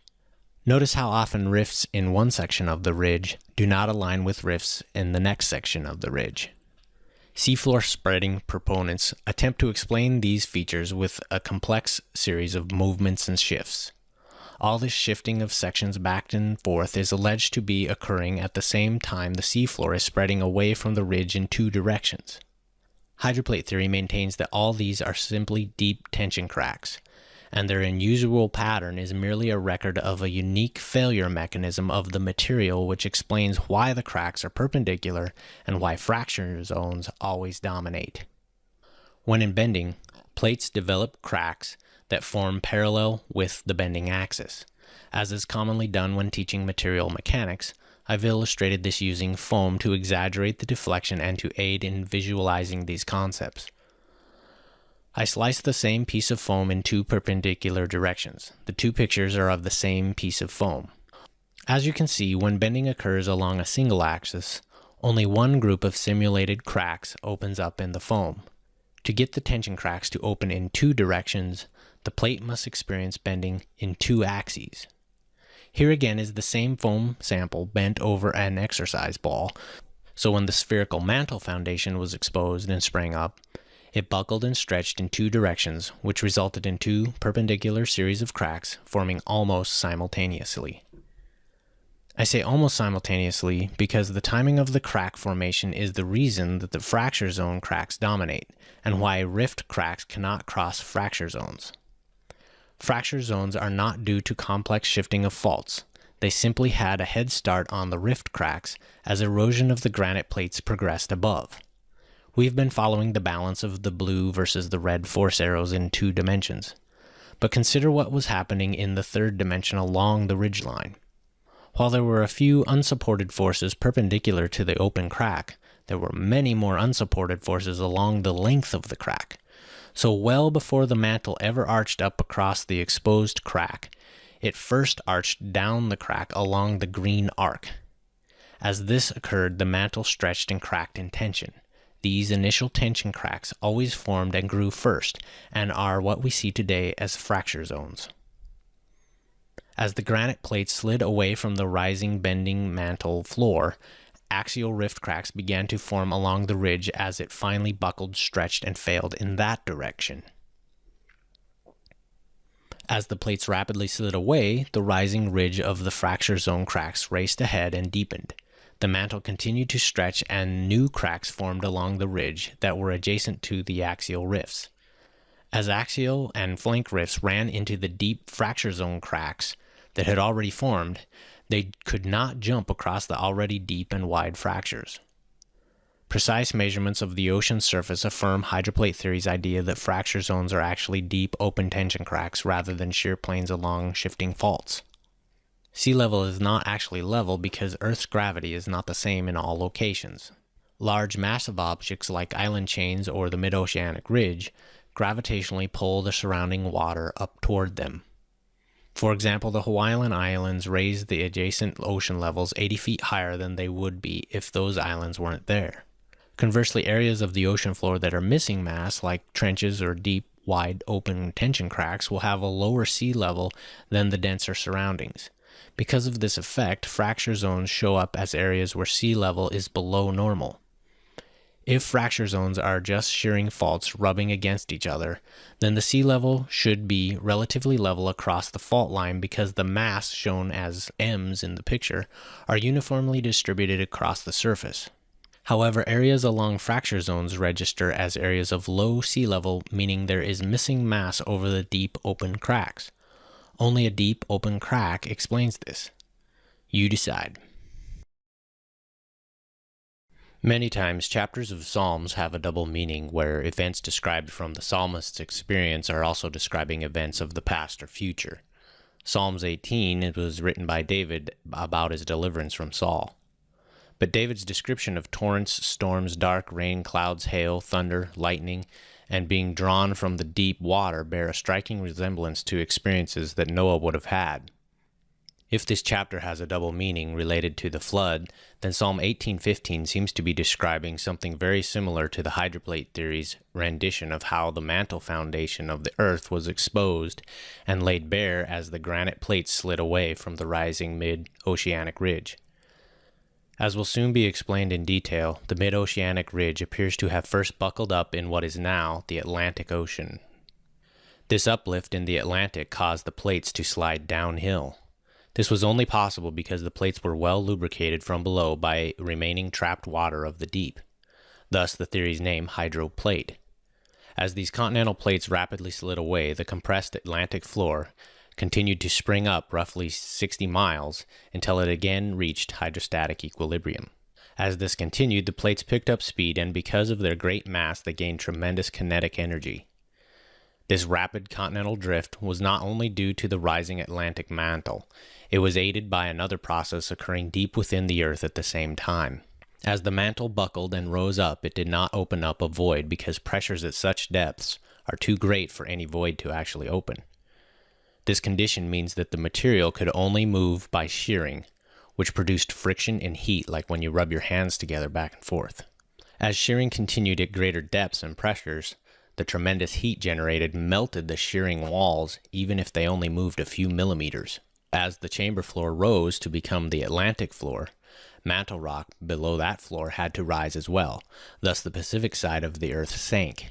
Once melting occurred along one of these deep vertical faults, a point of no return was crossed because, as we've already discussed, magma generated at these pressures below the crossover depth is so compressible that its density increases, causing it to sink. The more it sank, the greater its pressure and density becomes. Eventually, the magma ends up in the Earth's core, where its density is about twice that of the compressed solid rock inches above the core. Therefore, for every 2 units of mantle volume that drained into the core, only 1 unit of volume was added to the core.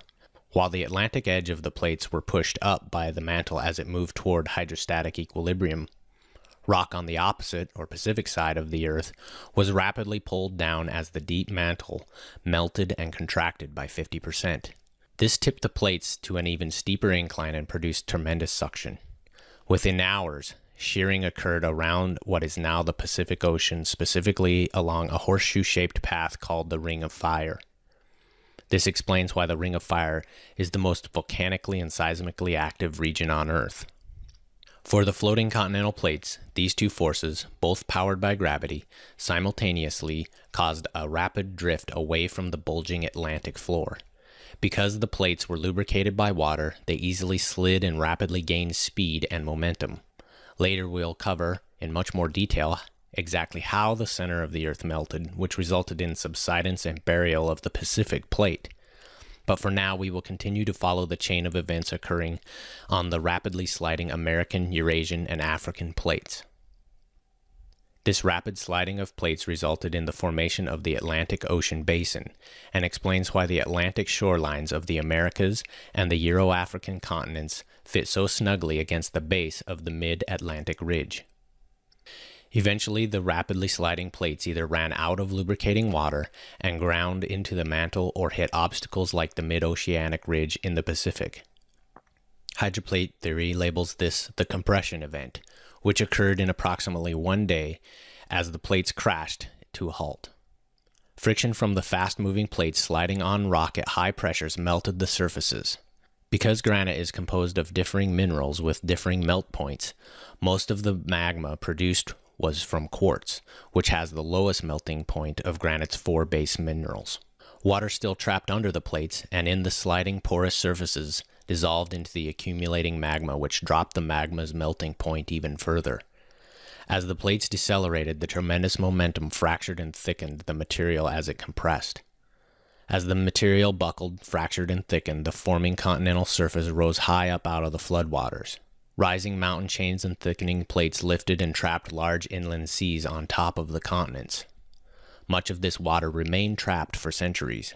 So after the flood, much of the continent's shelves were above sea level. For several generations, animals and people were relatively free to move from continent to continent. As the plate material was rapidly crushed, most cracks were quickly filled with extremely high-pressure quartz magma injected into them from below. Coal and oil deposits are viewed as the product of millions of years by evolution. However, multiple lab experiments show that these materials can be rapidly produced via extreme heat and pressure.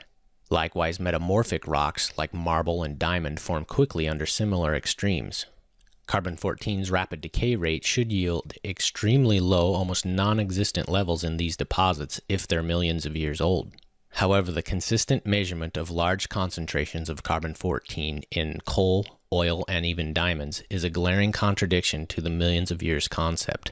This is rarely discussed. Hydroplate theory's concept of a recent compression event as a result of the Genesis flood provides the work required to generate the extreme one-time conditions that produced and concentrated these organic-based products rapidly.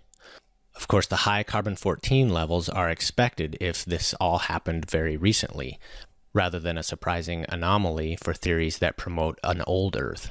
This is all well and good to show in an animation, but what physical evidence is there for rapid deceleration and crushing of the continental plates? Areas like deep canyons with deep fractures reveal the top of the bedrock granite of continents. Here we see Colorado's Gunnison Canyon. These areas indeed show that the material has been rapidly crushed and injected, producing a spider web of quartz veins. Only rapid crushing combined with the lowered melting temperature of water dissolved in quartz would explain why both large and small cracks are filled with quartz. The dissolved water in the quartz kept the magma in a liquid state for longer, allowing it to fill both large and even small cracks before it solidified against the colder rock walls. The quartz-filled cracks of the Grand Canyon's deep inner gorge also reveals this evidence of rapid crushing. While the basement rocks show that the material was rapidly crushed, many sediment layers further show that this crushing and compression must have been due to a rapid and massive deceleration event. How were these sandstone layers tipped and beveled so evenly? This again points to a rapid one-time event. Similar evidence is seen on a large scale. The Grand Canyon's great unconformity of beveled layers speaks to the scale of this event. Layers below appear to have been cleanly sheared off with flat layers then stacked above. What forces or mechanisms could do this so evenly? Uniformitarian geology's label of unconformity betrays the lack of an explanation for this feature. We'll soon see beveled layers are actually strong evidence in support of hydroplate theory's compression event. Uniformitarian geologists note that fossils are only found in the horizontal layers above the beveled line. This has led to the belief that life suddenly began after these layers were beveled. This is termed the Cambrian explosion, where all animal and plant life suddenly appear at the base of the Cambrian layers. Rather than speculation, hydroplate theory will show the mechanism that explains why fossils are only found above the great unconformity.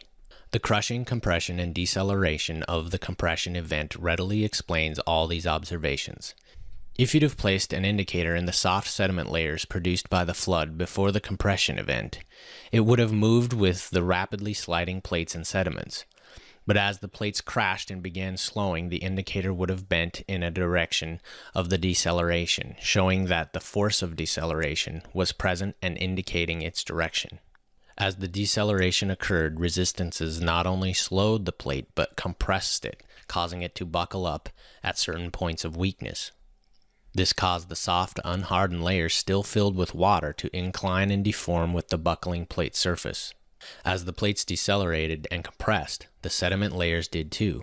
Because they were still all water-filled and unhardened, the compression and repacking of particles once again produced massive liquefaction within the layers, as water was squeezed out and forced up. Because the layers were all now steeply angled rather than flat, any low-density items like flora and fauna were rapidly swept into and along reopened water lenses within the layers. This material was transported uphill as water powerfully flowed from high to low pressures. This explains why lower regions below the unconformity contain no fossilized remains. As layers were lifted up above the apex of buckled regions during the continued and increased deceleration, uncemented particles above were no longer supported by the solid crystalline rock below, and a shear plane quickly developed between supported and unsupported grains. These upper sediments were quickly infused with the waters flowing up from the liquefaction lenses of the tipped yet supported layers below. The flora and fauna from these lower layers were rapidly transported into the upper sediments. Eventually, the unsupported sediments, plants and animals, now infused with lubricating water, slid along the shear plane, which easily beveled the still soft layers below. As this occurred, liquefaction again sorted particles, forming new horizontal layers above. Notice how hydroplate theory is the only theory that provides detailed cause-to-effect reasoning and a physics-based description of forces and mechanisms explaining how these features formed. Conversely, those whose theories do not expect or can explain this continue to call this a great unconformity. At this point, you've already seen how entire mountain chains formed on the continents. Rather than millions of years, this occurred in hours. But let's discuss this further. Just as a thin sheet slid on a smooth surface buckles and deforms along the leading edge where it encounters resistance, so too the leading edges of the continents buckled and thickened the most along the leading plate edges, which were the first to encounter resistance. This explains why the dominant Andes and Rockies mountains formed on the leading western side of the plates and run parallel to the Atlantic mid-oceanic ridge. Likewise, the dominant mountain chains of Africa also run parallel to the Atlantic mid-oceanic ridge, but as expected are located on the eastern shore of the continent. Here is yet another example of evidence of rapid compression that must have occurred while all layers were still soft. Rock does not bend. This picture of finely compressed layers in the mountains of British Columbia is impossible to explain from an evolutionary perspective of individually deposited and hardened layers over millions of years. Material mechanics does not support this idea. Hard and brittle rock layers do not deform like this without cracking in hundreds of locations. All these layers must have been soft, having been deposited at the same time. Months later, while still unhardened, they were rapidly compressed like an accordion as the sliding North American plate decelerated to its current position. Later, limestone precipitated out of the water and the water drained out, cementing the deformed layers into hardened, brittle rock long after the deformation. This yet again supports the idea that the high mountains we know today formed quickly after the flood. Large plateaus are found adjacent to large mountain chains. The Colombian, Colorado, and Himalayan plateaus all lie next to thick, massive mountain ranges. Geologists like Professor George Kennedy recognize the puzzle presented when attempting to explain observation by physical means. He asks, what mechanism would cause a large volume of low-standing continents to rise rapidly a mile into the air? Furthermore, evidence from gravity surveys suggests that the rocks underlying the Colorado Plateau are in isostatic balance. That is, this large area is floating at its correct elevation in view of its mass and density. Recent seismic evidence confirms this in that the depth of the moho under the Colorado Plateau is approximately 10 kilometers greater than over most of continental North America. Kennedy concludes, we have then a double-ended mystery, for the Colorado Plateau seems to have grown downward at the same time that its emerged part has risen upward. Here we see graphically what Kennedy found so peculiar. What forces caused the plateau's layers to rise up, while at the same time the density boundary of the Mohorovicic discontinuity was forced down? With a lens of millions of years, the forces involved are vague and mysterious. Terms like uplift may vaguely explain what obviously happened, but it completely fails to provide a mechanism that actually explains the results that we see. Hydroplate theory readily explains the forces and the mechanisms that lifted the plateaus. Let's explain. It was simply hydraulic lifting at work due to temporary imbalance of forces after the compression event. The causal force was again gravity. As newly formed massive and high mountains sank down, the relatively thin adjacent continental material was hydraulically lifted over time, creating a plateau. Large plateaus are always found adjacent to large mountain chains. The Colombian, Colorado, and Himalayan plateaus all lie next to thick, massive mountain ranges. Hydroplate theory uniquely explains the essential conditions that both raise the plateaus and cause the moho beneath to be depressed. But where did the liquid under these mountains come from? As we've seen, magma chambers are not the result of plumes rising against all odds from Earth's core. Rather, the magma was produced by the friction and heat generated as the buckled and thickened mountains sank into the mantle. Water then dissolved in the magma, reduced its melting point, and this is why volcanoes in these areas today release so much water during eruptions. These volumes of magma were generated mostly under buckling mountains, which in turn contacted more heavily with the mantle surface as they slid. Over the centuries following this event, the magma under the mountains was slowly injected under adjacent thinner layers of the plates. Again, notice the lack of mystery here. This all happened as a natural function of gravity acting on massive mountains as they slowly sank like giant pistons. The fluid beneath spread sideways under the thinner adjacent crust until enough pressure was generated to shear the material above. This shear line formed a somewhat vertical fault. The fault was injected with magma from below, which lubricated each new block and allowed it to rise even further until it locked up against the neighboring block. Once the block was either restrained or rose high enough, continued pressure from the sinking mountains began building pressure under the next segment of material. Once it failed in shear, it too was lifted, and this is how block faulted features like the Grand Staircase formed. It is also the mechanism that lifted plateaus to their current state. Since each block's mass and area was tiny compared to the mass and area of the nearby sinking mountains, the blocks were raised over a mile above their surroundings. Along some faults, pressurized magma reached the surface and spilled out on top of sedimentary layers. The hot liquid pooled at low points in the topography, and hardened and years later protected the sediments below from violent flows as huge inland lakes breached and scoured away soft sediments as they drained. In some areas, these became buttes like Red Butte in northern Arizona, which is capped with a thick layer of volcanic rock. The weight of the injected magma combined with the weight of the lifted plateau and the simple driving mechanism of gravity further explains the second half of the plateau mystery. Naturally, the Moho boundary was pressed down by the extra weight of the magma under the plateau as it too settled back into hydrostatic equilibrium. Two more observations are also explained. Mountains were heaviest, so they settled more. The Moho is the deepest under the mountains. Conversely, the Moho is exceptionally shallow over ocean basins. As the continents settled down, the ocean floors had to rise in compensation for the downward flow of matter, just as the topography of a waterbed does when you lay on it.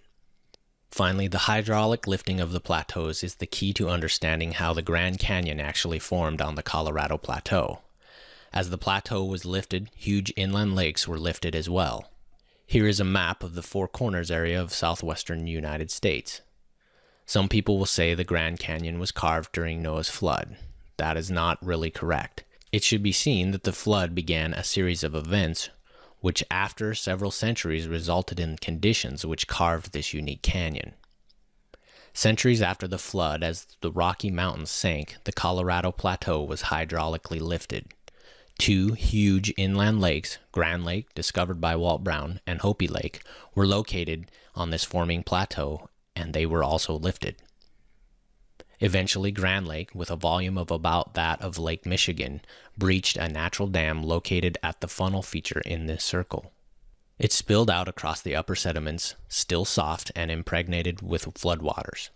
Once the body of water began flowing, the low pressure caused all waters in the lake to flow toward that low pressure point. As happens with flowing fluids, a widening funnel-shaped channel was quickly carved and the lake spilled out over the sediments in northern Arizona. The eroded funnel scoured sediments until it reached the thick layer of hardened limestone today known as the Kaibab deposit. The erosion widened the channel to about 12 miles across and formed the Echo and Vermilion Cliffs, which overlook Marble Canyon. Because the material above was removed so quickly from the Kaibab, it buckled, arched up, and cracked in tension down the middle of the channel, producing narrow Marble Canyon, similar to what happened when the mid-oceanic ridge buckled up. Sediments were quickly washed away in sheet flow as water from the lake combined with water already in the sediments.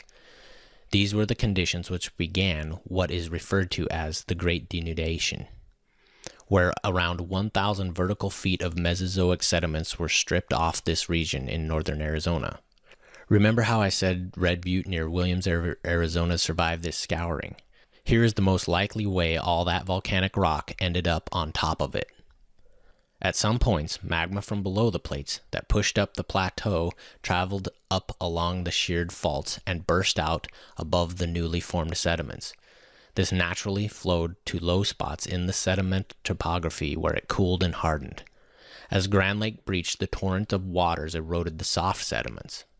As sediments were swept away, the thick, hardened layer of volcanic rock capped and protected the sediments underneath, forming a volcanic capped butte. As this massive sheet flow of sediments progressed, the flow eroded and undercut the western bank of Hopi Lake, which rested about 250 feet above Grand Lake in elevation. Hopi Lake soon breached and added to the catastrophic flow. There are many other strong evidences that corroborate this unique scenario that hydroplate theory presents. Like comets and asteroids, however, I will move on as this would greatly distract this overview. It should now be clear that the tiny Colorado River, which is a pretty normal river, even when it is not dammed up, could never have carved the Grand Canyon. Only the unique conditions explained by hydroplate theory fully account for how this land feature formed. Another series of phenomena spanning continents has been observed that when all data is considered seems inexplicable. However, we'll see hydroplate theory links these observations to the Genesis record of the flood. For centuries, unfossilized frozen mammoth and rhinoceros remains have been recovered from the tundra in northern Siberia, Alaska, and Canada. One such mammoth was recovered from Siberia's Beherovka River. The 50-year-old male was found in a freshly eroded bank 100 feet above the river in 1900. A year later, an expedition led by Dr. Otto F. Herz painstakingly excavated the frozen body and transported it to the Zoological Museum in St. Petersburg, Russia.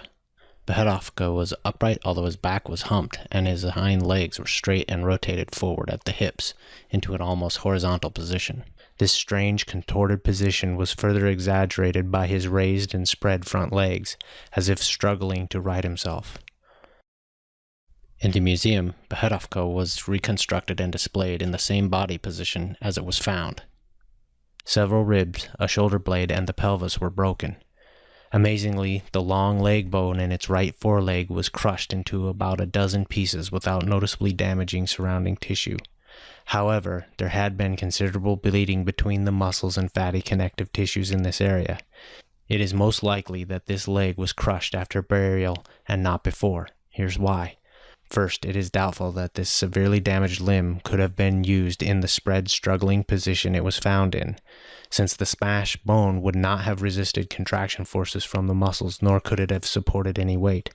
Therefore, it seems the limb was fully functional and in use at the time of burial.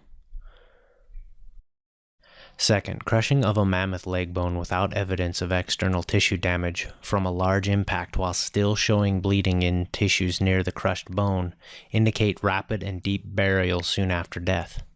Falling into a deep, cold crevasse alone would only cause the bone to bend and snap in one place where it was the weakest. Think of pushing a wooden yardstick at the ends. It will bend and snap in one place. Beherovka's leg bone was crushed into a dozen or so pieces. This indicates the leg was encased and surrounding tissues were evenly compressed against and supported the bone so that it was not able to bend. Continued rapid burial from above vertically compressed the body and the surrounding layers as it was buried in. Since the bone, too, was being compressed but could not bend, crushing became the failure mechanism. The continued heavy burial above the mammoth's body must have happened during or soon after death for bleeding in local tissues to have occurred before they froze. Extremely good preservation indicates that the burial material must have been extremely cold as well. Other fossils were also buried around the site. Below his right forefoot was the end of a very hairy tail of a bovine animal, probably a bison. Also under the body were the right forefoot and left hindfoot of a reindeer. The whole landslide on the Beherovka's river was the richest imaginable storehouse of remains. In the surrounding loamy soil was an antelope skull and the perfectly preserved upper skull of a horse with fragments of muscular fiber still attached. Also tree trunks, tree fragments, and roots. This vegetation differed from the amazingly well-preserved plants in the mammoth's mouth and stomach. Many fossils are found in groups at high points in the land's topography. These are sometimes referred to as fossil graveyards. The fauna represented in these graveyards are diverse and sometimes they are prey and predator in close proximity. Being trapped in bogs are sometimes thought to explain the diversity, but bogs would be located at topographical low points. What would cause such diverse groups to gather in close proximity on hills? Raising water and/or sediments is most likely the explanation. The cause of Beherovka's death was determined to be suffocation because blood was found to be coagulated in its capillaries. Also, the male genitalia was found to be erect, which is a telltale sign of slow suffocation. Other mammoths recovered show similar signs of asphyxia and inhalation of dust and silts. Interestingly, the stomach contents were well preserved and showed little signs of breakdown by enzymes. This is unexpected.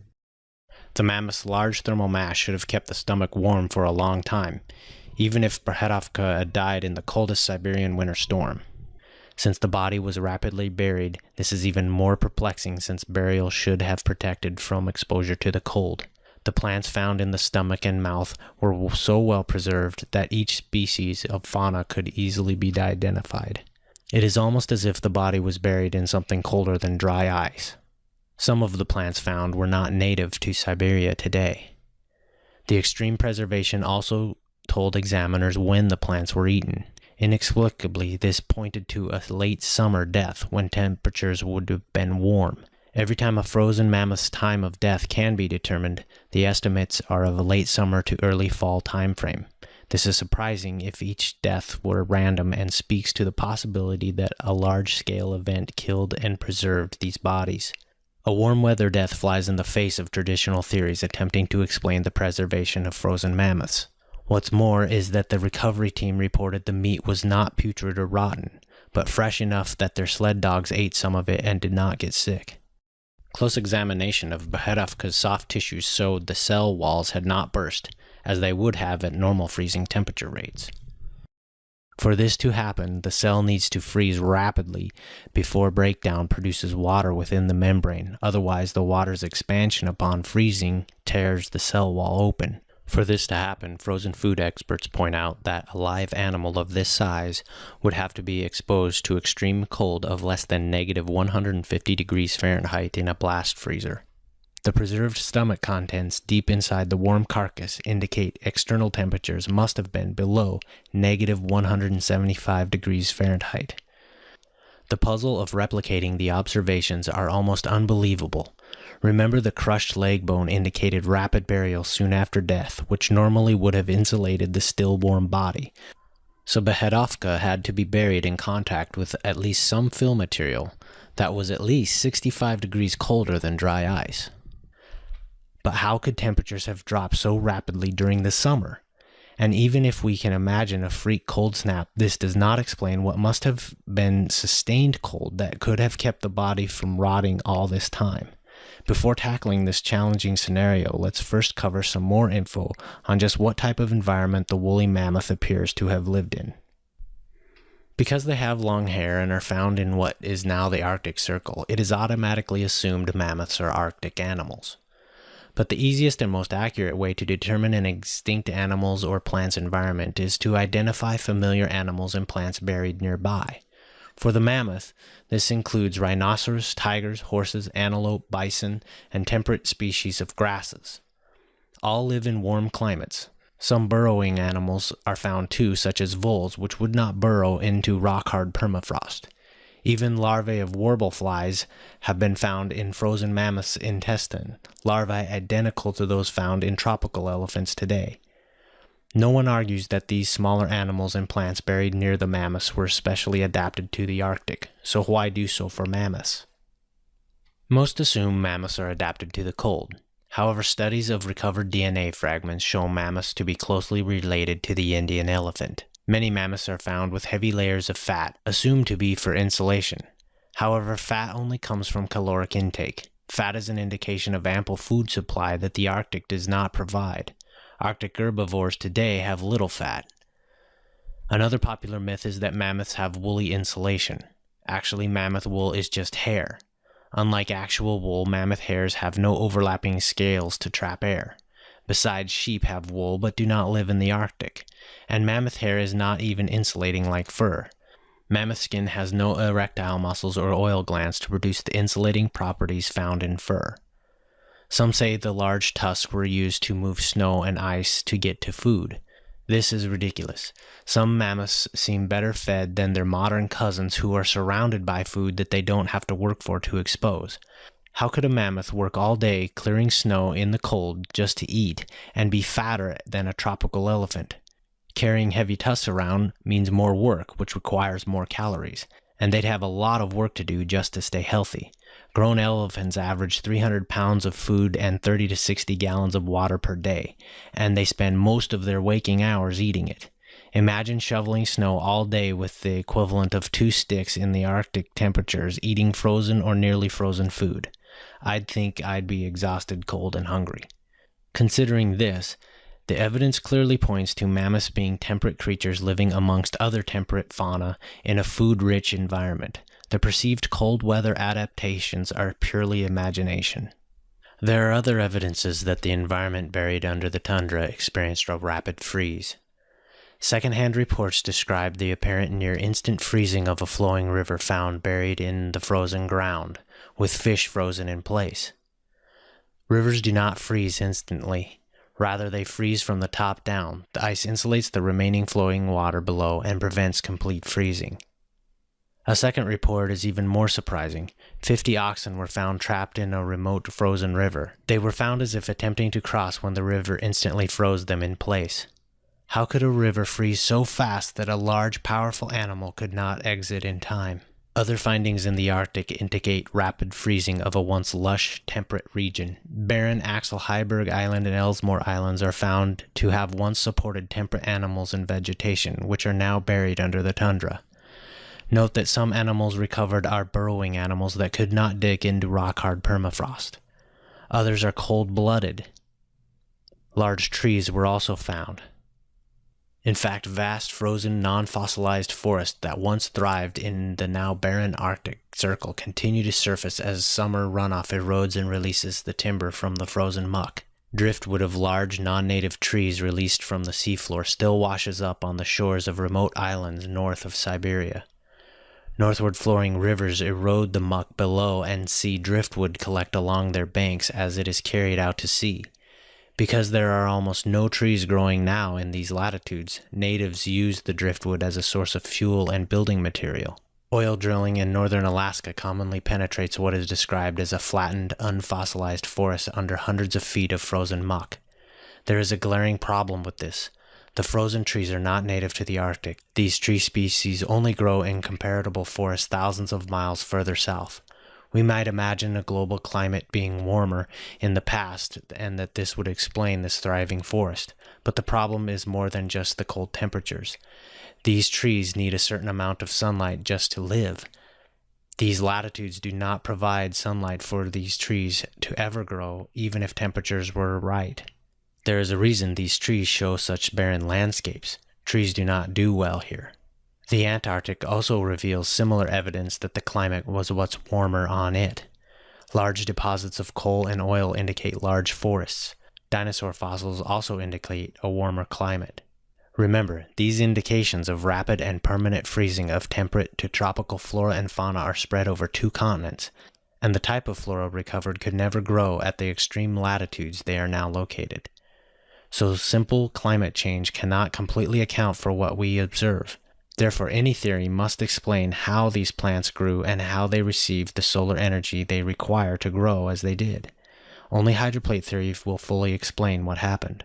We will now unwrap hydroplate theory's explanation of events by answering these questions that any theory must address. How did it get so cold so fast during late summer? If the poles were warm, what happened? How did plants get sunlight? How did it stay cold? The answer to the first question is cold hail. Extremely cold hail. During the early stages of the flood, as the fountains of the deep burst and shot water high above the atmosphere, some of the water, laden with sediments, soon froze as it radiated heat into supercold space. Above the atmosphere, temperatures are well below negative 150 degrees Fahrenheit, especially on the night side of Earth. These frozen droplets were supercooled well below normal freezing and were transformed into muddy hail which fell back down, blanketing vast areas in thick blankets of extremely cold hail. These warm climates were quickly transformed in hours. The dense sediments trapped in the hail caused it to sink to the bottom of any bodies of water. The heat from even flowing rivers was quickly absorbed by the supercold hail, and some rivers froze from the bottom up, trapping fish and even crossing herds whose feet were quickly frozen in place. Having originated from the supercritical water far below the surface, the water in the hail contained not only dissolved sediments and minerals, but also dissolved gases like carbon dioxide. Low points in topography soon became suffocating death traps for any air-breathing animals. Larger animals were able to move further through the freezing hail and toward safety of high ground before being overcome by either low oxygen levels in the air or exposure to the unrelenting cold of the hail. The hail's close contact with the bodies conducted heat extremely fast, freezing and encasing tissue soon after death.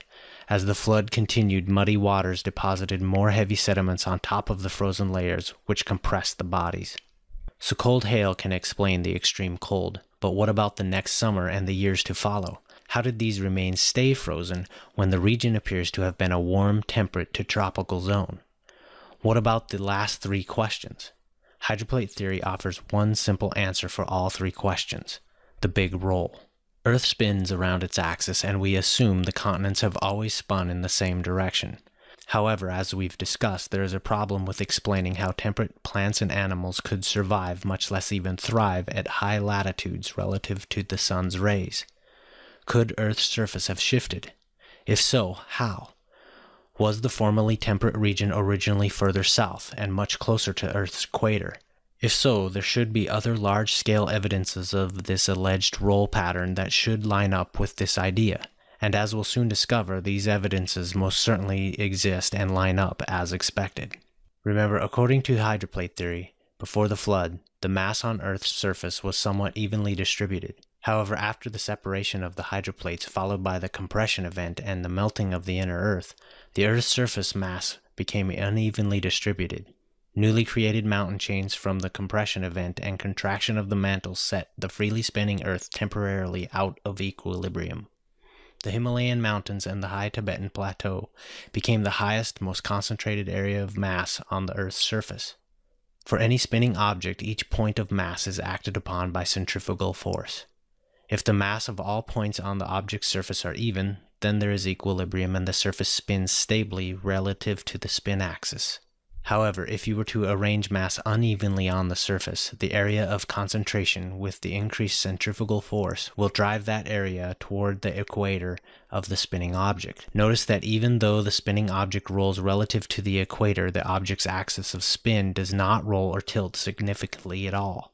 Since the Earth is spinning in frictionless space, this seemingly impossible scenario played out quite readily as the laws of angular momentum naturally pursued a new state of equilibrium after the compression event. Notice that depending upon where the mass concentration is located affects what parts of the surface rolled the furthest. Areas directly in line with the extra mass see the greatest roll from the equator, while areas adjacent see little movement at all. 2 points of the equator see no roll movement whatsoever. Pre-flood mammoths lived in a temperate to tropical region near the equator. The concentrated mass of the newly formed Himalayas caused them to drive toward the equator as Earth spun. As this happened, the entire Earth rolled, which caused some temperate and even tropical regions to end up permanently frozen as they were rolled to higher latitudes. Of course, other newly formed mountains also formed around the Earth, so the Himalayas were eventually counterbalanced by these other masses. This is why the Himalayas did not roll all the way to the equator. Many animals froze in super cold hail remained preserved as their new Arctic latitudes soon became permafrost. These animals seem to be out of place because they are out of place. This explains why so many animals recovered from the permafrost today are well preserved in spite of many evidences that they died in a temperate zone in late summer, and therefore should have experienced advanced decay. Some corroborating evidence suggests this roll happened quite rapidly, once the mass imbalance from the newly formed mountains occurred. Many see Oregon's Steens Mountain lava flows as more evidence of imagined magnetic reversals, which we've already shown to be a severe misinterpretation of the data. However, in light of the rolling surface scenario, a much different picture unfolds in the rocks on Steens Mountain. It is a case of relative motion. Obviously, the lava records movement as magnetic crystals are seen progressively oriented at steeper and steeper angles as it cooled. But what was moving, the magnetic field or the mountain? Rather than the magnetic field flipping and moving via unknown processes, we see that actually it was the pool of cooling lava which was moving rapidly through Earth's magnetic field, which continued to flow along Earth's stable spin axis. Since the lava was carried along on Earth's surface as it rolled, its magnetic components froze at different angles, recording the movements of the roll, which achieved rates of up to 6 degrees per day. There is yet more evidence of this roll and its approximate magnitude. Just south of the massive Himalayas, a peculiar 3,100-mile formation termed a progressive seamount runs almost straight and almost parallel to the 90th meridian. For this reason, it is called the 90 East Ridge. There is nothing else like it in the world. Plate tectonic theorists assume hotspots from the mantle have somehow produced this, but there is much debate over how this actually happens. In addition, plumes do not address why the ridge is so straight, nor why it aligns almost parallel with the Earth's axis of spin, nor why it is located directly south of the Himalayas. Of course, by now you should remember that since magma is compressible, plumes from Earth's outer core could never rise anyway. Hydroplate theory's concept of the big roll offers a simple explanation for the ridge. Because of Earth's spin, the Earth is not exactly spherical. Centrifugal forces cause the equator to bulge. Of course, the equatorial bulge existed before the flood and before Earth rolled. Assume the blue line represents the pre-flood equator. Assume you tied a red cord tightly around the Earth at the inclined angle shown just below the base of where the Himalayas would have eventually formed. Because of the equatorial bulge, the distance around the equator is greater than the distance covered by the red cord. Now, if Earth suddenly rolled about this spin axis, so that the red cord was now spinning at the new equator, the centrifugal forces from the inclined bulge would begin to act to reshape the surface of Earth to form a new bulge that realigned with the new equator. This would put tremendous tension on the red cord, causing it to snap. Of course, this did not happen all at once, but in a series of lesser movements over a period of time as the imbalances from the Himalayas were equalized by other newly formed chains and as the bulge moved. Let's now align our view with the area south of the Himalayas as they rolled toward the equator. As the spinning Earth progressively rolled because of the Himalayas' mass, material just above the bulge was stretched as the bulge realigned with the new equator. At a weak point far south of the Himalayas, the surface material fractured and ripped open, allowing newly melted shallow magma to expand and rise up to fill the rip. Every time the Himalayas progressed south, the already weakened material at the crack ripped a little further. Because the rip was always the first point of the greatest stress concentration, it was naturally the easiest place for the next rip to form and relieve tension. For this reason, there was not a corresponding rip in the opposite side of Earth, where the bulge was also reshaping the surface as it rolled. Just as we'd only expect the red cord to break in only one place, so too the Earth's crust ripped only at one location. So it continued to propagate northward as Earth rolled. This explains why the 90 East Ridge's formation is so straight and why it runs almost parallel to the 90th meridian just south of the most massive point on Earth's crust. The length of the rip that formed the 90 East Ridge tells us approximately how far the Earth rolled, which works out to be about 40 degrees of roll angle. If we trace a line from the ridge through the Himalayas and continue straight through to the North Pole, as shown at this angle, and then use the same distance d that we just measured to trace from today's North Pole back down the traced line, we get a close approximation for the location of the pre-flood North Pole where Central Asia is right now. Now let's take a second look at the seemingly strange findings of out-of-place flora and fauna in today's Arctic and see if hydroplate theory's explanations match observation. The pre-flood Arctic Circle that would see little sunlight would be inside the white dashed line. Notice Steen's Mountain would be almost right on the pre-flood equator, almost opposite of the Himalayas, so naturally saw a good deal of surface roll as was recorded in the cooling layers, which were a product of the compression event and were still cooling as they rolled through the magnetic field. The pre-flood equivalent of the Tropic of Cancer would run along this green line. Now notice the proximity of the Axel Heiberg and Ellesmere Islands to this pre-flood tropical zone, remembering tropical plants and animals were found there. Also notice that the location of the heavy frozen forest under Prudhoe Bay and the North Siberian driftwood, all previously out-of-place findings, now readily align with their expected pre-flood latitudes. Of course, the mammoths lived in a temperate to tropical habitat, as so many evidences indicate. The antipode of the pre-flood North Pole was the pre-flood South Pole, which was located off the coast of where South America now rests. Of course, Antarctica's dinosaur fossils, coal, and oil deposits indicate a temperate climate as well, which as you can see lines up with expected pre-flood latitudes. Notice the location of Mesopotamia and Mount Ararat, the region where Noah landed and, assuming the ark didn't drift more than a few thousand miles, where he probably was living before the flood. They likely experienced little latitude change during the roll event because they were adjacent to the Himalayas, so even Noah's initial position on the pre-flood globe was optimal for limiting the extent of climatic change that he would experience. Again, we see that hydroplate theory's few assumptions combined with insightful, well-grounded scientific scenarios do a good job of explaining much evidence that is confusing and seemingly contradictory. We'll now focus our attention on ocean trenches. These features are located primarily in the Pacific Ocean, specifically concentrated in the western Pacific Ocean, and represent the deepest points on Earth. What are trenches? How did they form? And why are they mostly in the western Pacific? Plate tectonics theories, both uniformitarian and catastrophic variants, explain trench formations in the same way. The only real disagreement is over how long the process has been taking place. Uniformitarian plate tectonic theory says seafloor spreading and plate subduction represent hundreds of millions of years of time. Catastrophic plate tectonics theory says that essentially the same process occurred quickly during the flood and then slowed over time to its present rate. We see this dogmatic explanation for trenches repeated so many times by both evolution and creation proponents that many just accept plate tectonics as a fact, and the only thing argued over is how long it took. Few have considered the forces and mechanisms required for plate subduction at any speed to actually occur. Because of this, it is important to take a critical look at this popular theory. Then we will see a completely unique and much more plausible explanation from hydroplate theory. The first problem for plate subduction is getting started. Crustal plates are said to be 30 to 60 miles thick and float on the surface because they are not as dense as the mantle. This should raise eyebrows when contemplating how the edge of one plate begins to dive under another plate. Again, we'll begin by studying balance of forces. The weight of the plates is equally resisted and supported by the mantle. Pressures along this horizontal plane are relatively even.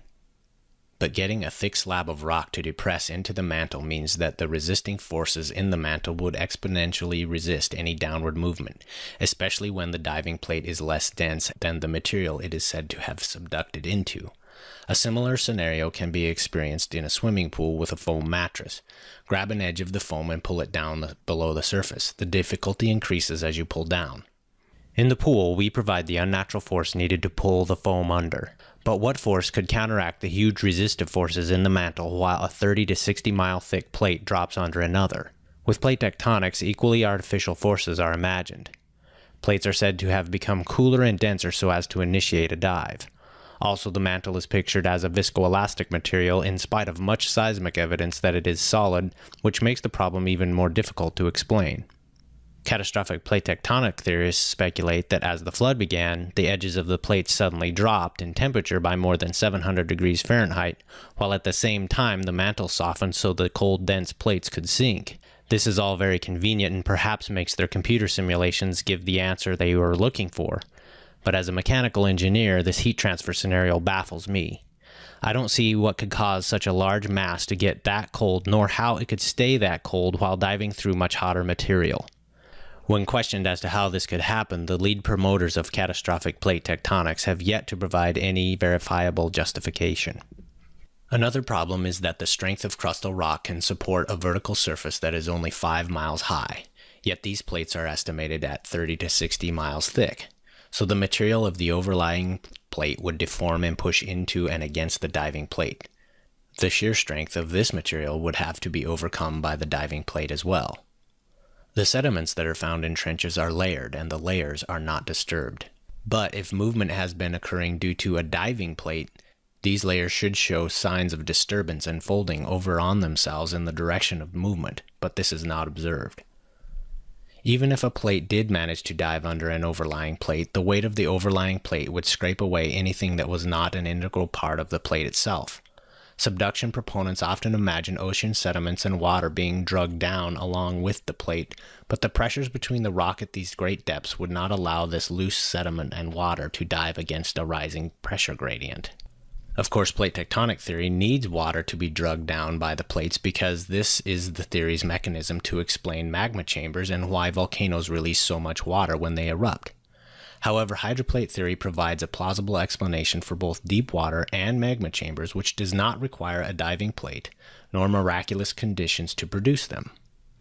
Of course, plate tectonic theories also need sediments to disappear back into the mantle because if they were scraped off and piled up for hundreds of millions of years, no trench would exist. Diving sediments on a diving plate is failed logic from a failed idea. Another problem that is never addressed is that we are always shown a perfect straight-line subduction scenario. Only 2D section views are shown or discussed in any detail. But trenches where subduction is supposed to be occurring are curiously arc-shaped. When movement along the realistic arc shape is considered in 3 dimensions, subduction looks very unlikely. If scrutinized properly, this should raise some fundamental questions about the subduction theory versus basic observation and known material mechanics. Whether the material is rock or a piece of cloth, the geometry requires the same conditions if a plate is diving at an angle. If the plate is diving along such an arc, the material must be converging as it moves. Yet the material evidence of this convergence is completely missing along with any mechanical explanation for why the convergence is occurring. The 2 sets of black lines represent vectors of movement of the subducting plate. The arc requires that these vectors be angled with respect to each other, so there must be both a forward and a lateral component to the movement. This lateral component should be compressing, folding, crushing, and thickening the plate as it converges. A similar problem exists if the arc is oriented in the opposite direction. All trenches have an arc shape. True subduction could only occur if a plate is diving along a straight line, but of course, many other forces and features of trenches show that subduction has not occurred. Dr. Brown lists 17 specific reasons for this. Plate tectonics is a myth. The topography of plates diving in front of arced trenches should have a radial pattern of folds or mountainous chains in the compressed plate radiating out from the trenches. Yet these are absent from the seafloor. Trenches many times are linked in a repeating arc cusp pattern. 2 adjacent arcs mean that the plate is diving toward 2 separate points. The lateral components of these separate movements should be tearing the plate apart, or at least show signs of dramatic thinning as the material dives in 2 separate directions. Consider the arc cusp trenches east of Japan. If the oceanic plate is diving down, then it has to be diving in several directions at once. Likewise, there should be rifts or valleys indicating the plate is tearing apart as it separates. Yet again, the topography on the seafloor shows no evidence of this movement of the plate in different directions. Finally, let's assume a plate has successfully plunged into the mantle to a typical depth cited by proponents of plate tectonics. We'll just look at a first-order analysis of forces involved with even a perfect world plate diving along a straight line in a 2D scenario. Green arrows represent forces that will allow the plate to dive further into the mantle. Red arrows represent forces that prevent movement into the mantle. Red and green arrows are in a tug of war, and the question is, which one would we expect to win? First, sum the green dive forces that would allow further penetration into the mantle. Let's just set the width along the plate to 1 centimeter. We'll again give plate tectonics the benefit of the doubt by assuming no tension crack forms as the material bends down. This will allow the highest possible loading of the plate to support a dive. Assume the plate is evenly pushed into the mantle at the material's maximum compressive strength. It is physically impossible to compress higher than the max compressive stress, as it would crush the plate rather than transfer load to the diving portion of the plate. Then we'll add the component of the plate's weight that would pull it deeper into the mantle. Plug the numbers into the equation and we get 515 billion newtons per centimeter, which works out to 116 billion pounds of force. Now sum the red restrictive forces, which consist of friction above and below the plate, plus whatever head-on restrictive forces are acting in front of the plate. First, be generous and ignore the resistive forces in front of the plate, since we don't know the shape anyway. Now we'll just sum the frictional forces above and below the plate, and again plug the numbers into the equation and we get 16.5 trillion, not billion, but trillion newtons per centimeter, or 3.7 trillion pounds per centimeter. Now let's compare the results. Obviously, the red forces easily win the tug of war. Friction forces alone are over 30 times greater than the subductive forces. A plate cannot subduct. Questioning if the mantle could be viscoelastic is highly imaginative, but is also highly unlikely based on all the seismic evidence that it really is solid. Any explanations of lubrication suffers from then having to explain the origin of the lubricant. Something is wrong with plate subduction theory, and as more information is collected, the evidence against plate tectonics and mantle convection continues to mount. So much so that I was surprised to see this admission in Wikipedia's plate tectonics page.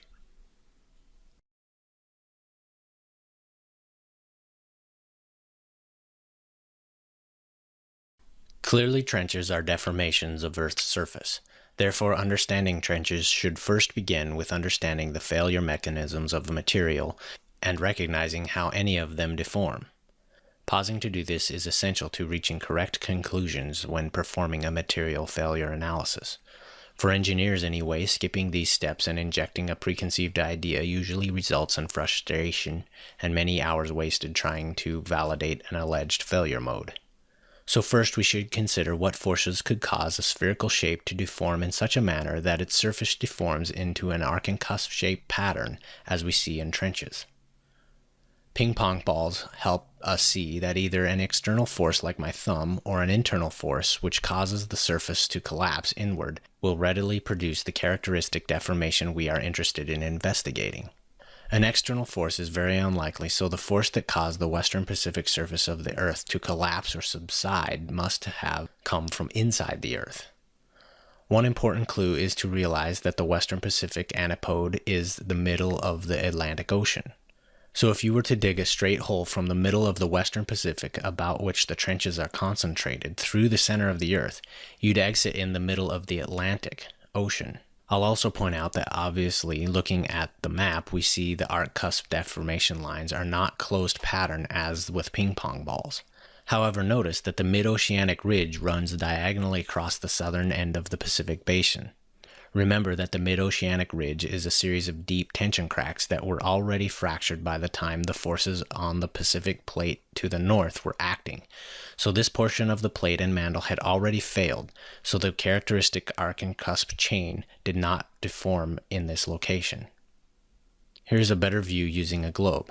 A straight line through the center of the Earth at the red push pin exits the Earth in about the middle of the Atlantic Ocean. Let's go back to the graphic we first used in describing how the Atlantic seafloor rose up, causing a chain reaction which led to much movement and the melting of the inner Earth. We'll quickly review. As the Atlantic floor buckled and rose up, it could only move by shearing, which produced friction and heat. As shearing continued at greater depths, the heat generated melted the shearing surfaces. Once melting occurred, this caused a runaway cycle of contraction and shifting and more melting. The direction of shift was always toward the rising Atlantic floor as more material shifted toward the contracting magma. We will now examine the effect these forces had on the opposite side of the Earth, which we've just seen happens to be the western Pacific seafloor. What was felt as pushing up for the Atlantic was felt as pulling down for the Pacific. Eventually, the Pacific hydroplate subsided and collapsed in on itself as it and the mantle both sheared and were fractured, creating many deep faults in this area of the mantle. As the central portion of the Pacific plate and mantle subsided, it sheared diagonally away from the surrounding material. The Benioff zones that plate tectonic theorists believe to be diving plates are actually the result of another well-known failure mode studied in material mechanics. When a finite element is placed under stress, its principal stresses, represented by the yellow arrows, cause the material to experience shearing forces, represented by the blue arrows. If the material fails in shear, the angle of the shear plane, represented by the black line in the square element, forms roughly 45 degrees from the element's principal stresses. For the mantle, the principal stress directions were toward the rising Atlantic and toward the center of the collapsing Pacific plate. Therefore, it sheared diagonally downward, forming a shear plane, which so many mistakenly believe is a diving plate. If interested in more detail of why materials shear in this way, study an engineering material mechanics textbook, focusing on the chapter describing Moore's circle. Or if you just want to see it happen, take a piece of chalk and twist it without bending, pulling, or compressing it, and you'll see that it shears spirally along a roughly 45-degree plane. For a time, the Earth's shape became very irregular. The movement of such large volumes of Earth's surface would have greatly affected the atmosphere as it rushed in to fill the sudden void, causing a sustained wind due to the sudden low pressure in the Pacific. This is likely why Genesis 8:1 records a great wind passed over the Earth. Because the Earth is not a tiny ping pong ball, its gravity eventually pulled it back into a scarred yet spherical shape. The deep arc-and-cusp-shaped surface scars are seen today as ocean trenches. We will now focus on the heavily fractured central portion of the Pacific mantle and plate because this region is key to understanding why continents are slowly moving today. Plate tectonic theory presents Earth's surface as covered with many floating plates shown here with red arrows indicating each plate's movement based on its main tenets, that the seafloor is spreading at the mid-ocean ridges where the new crust is being made while older crust is diving under adjacent plates at ocean trenches.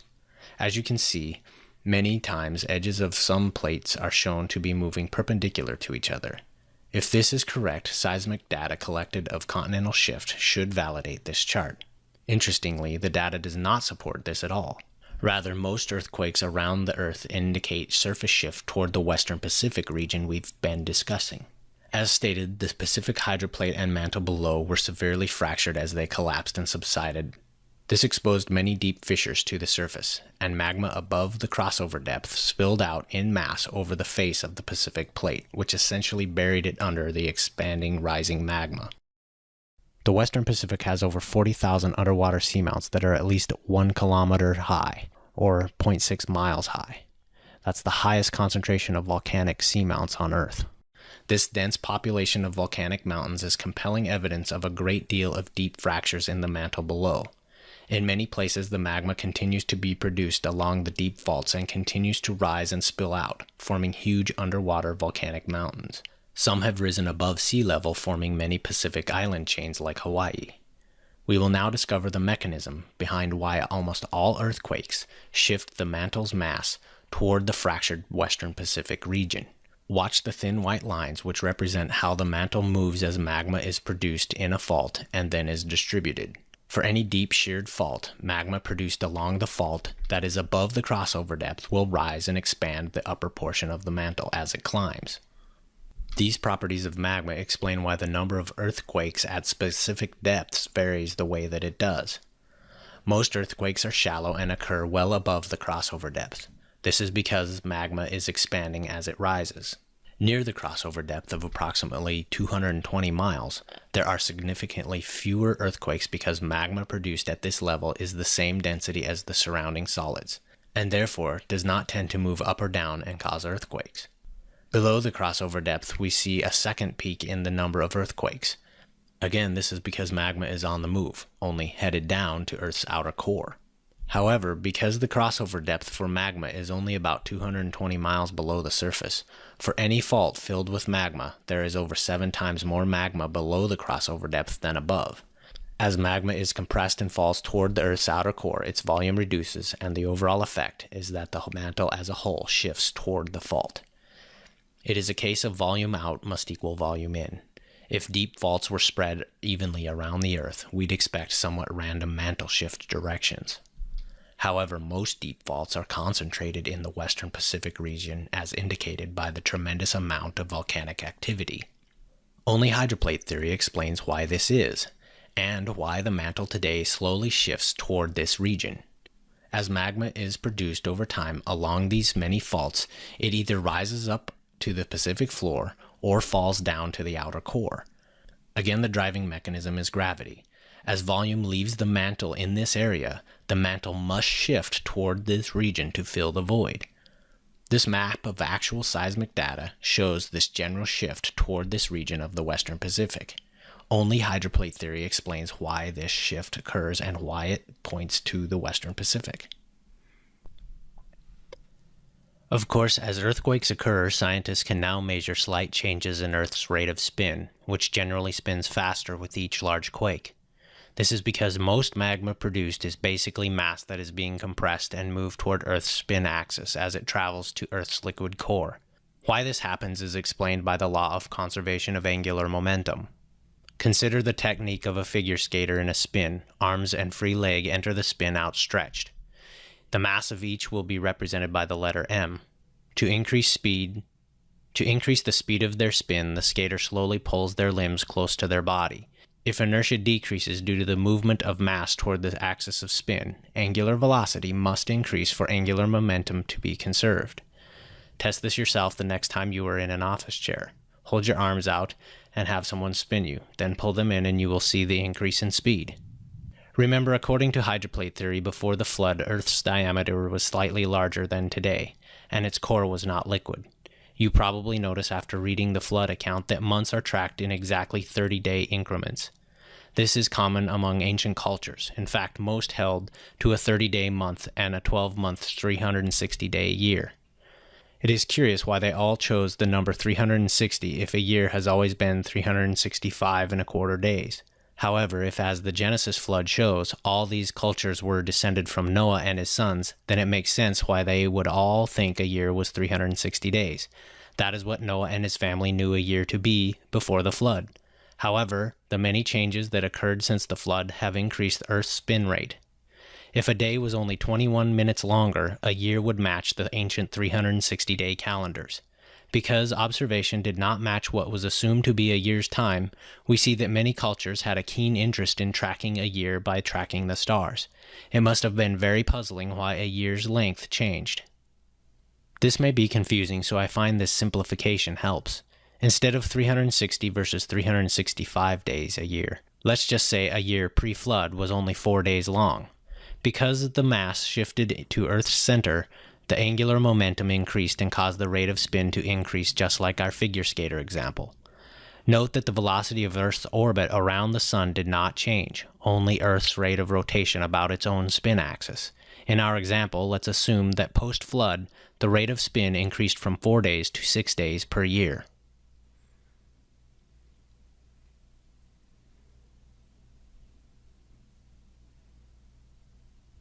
As Earth's core temperature increased from shifting of materials, the mantle materials with the lowest melting point melted first. As these low melt materials became liquid, crystals of materials with higher melting points became suspended in the melt, but not for long. Gravitational settling began immediately. Dense crystals whose mass was mostly iron and nickel gravitationally settled toward Earth's center. These began forming Earth's solid core. Many of the iron crystals were magnetite.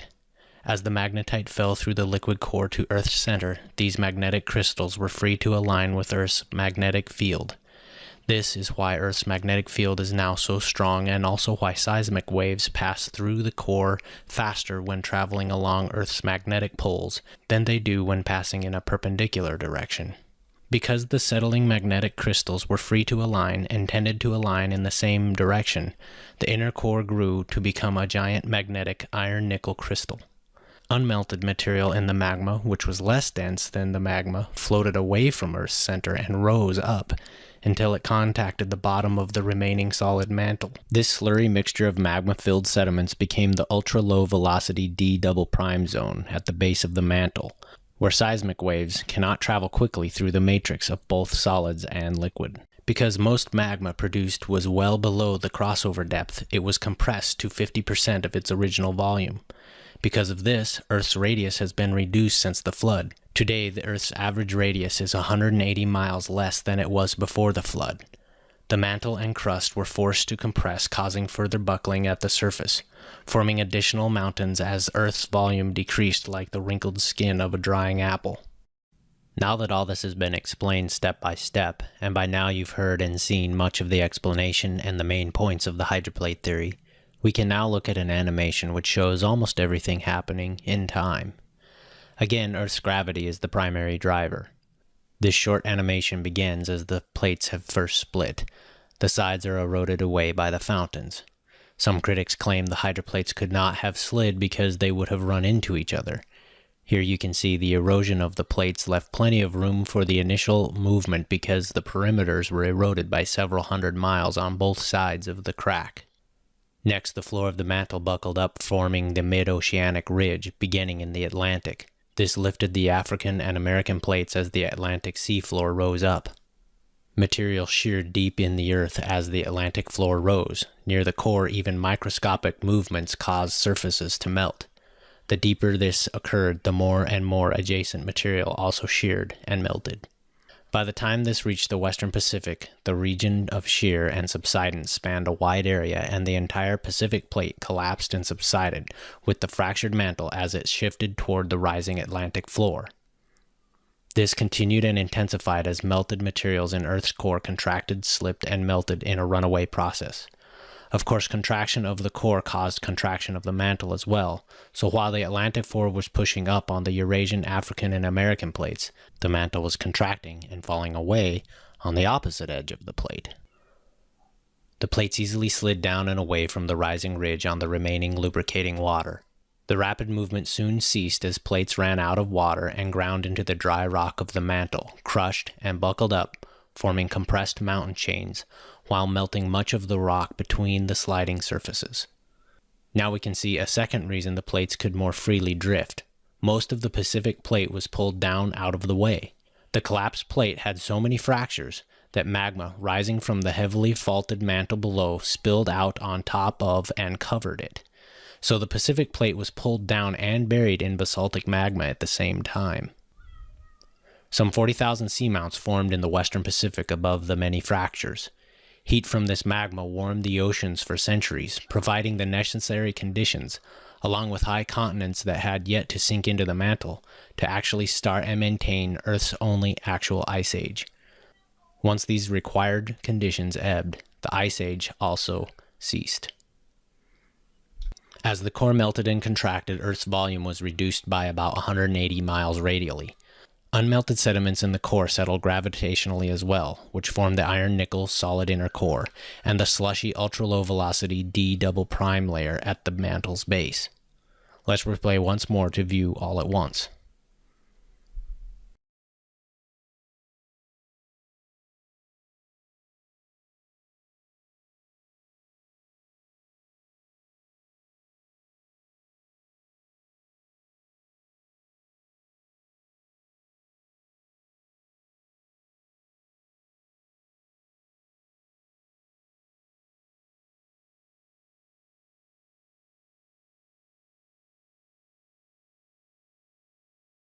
Let's now review the main events in the Genesis record in light of the topics we've covered in the hydroplate theory. The flood begins on the 17th of the second month of Noah's 600th year, with the catastrophic rupture of Earth's granitic shell. Deep interconnected chambers of water burst out as great fountains from the deep. Heavy rain falls from the fountains for 40 straight days, then suddenly stops even though the waters continue rising.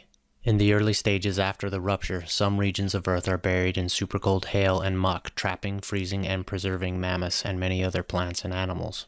At the same time, Earth's hydroplates are fluttering from the powerful horizontal flow of the ocean of escaping water below.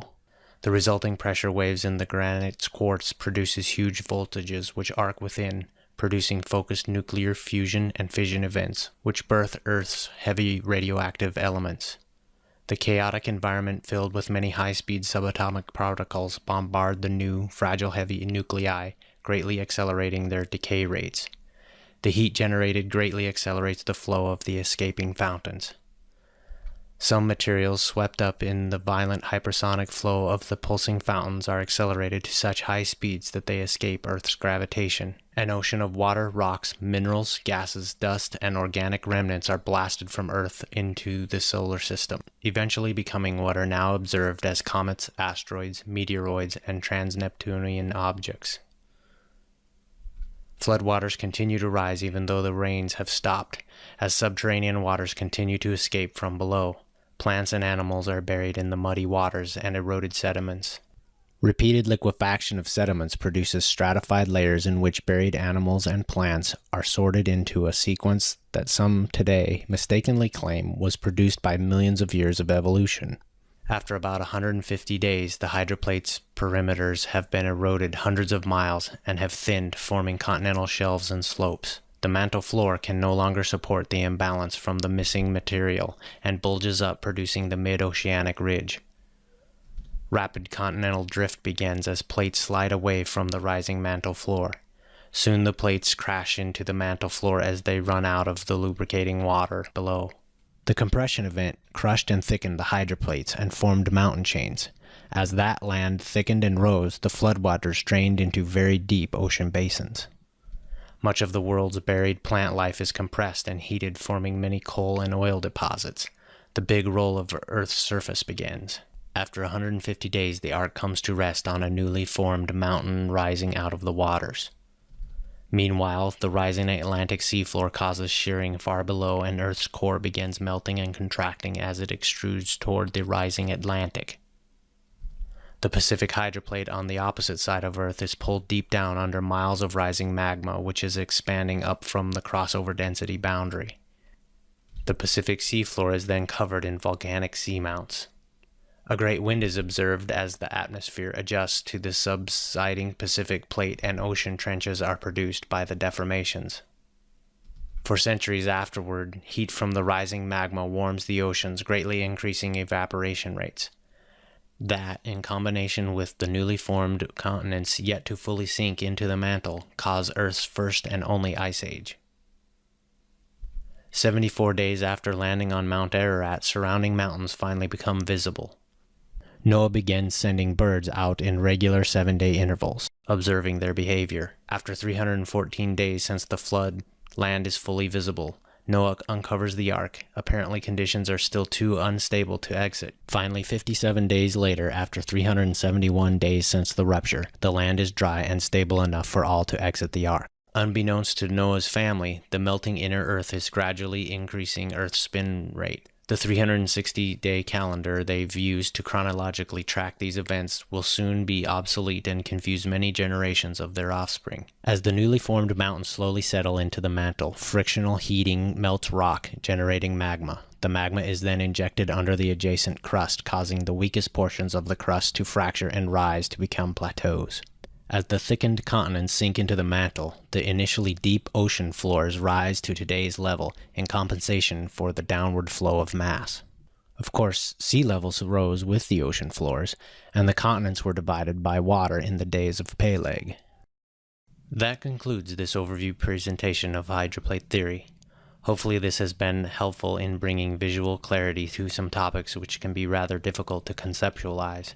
I'd like to thank Dr. Brown for reviewing this material and providing many inputs which improved the end product. For more information, details, and reference materials, I highly encourage you to visit the Creation Science webpage listed here.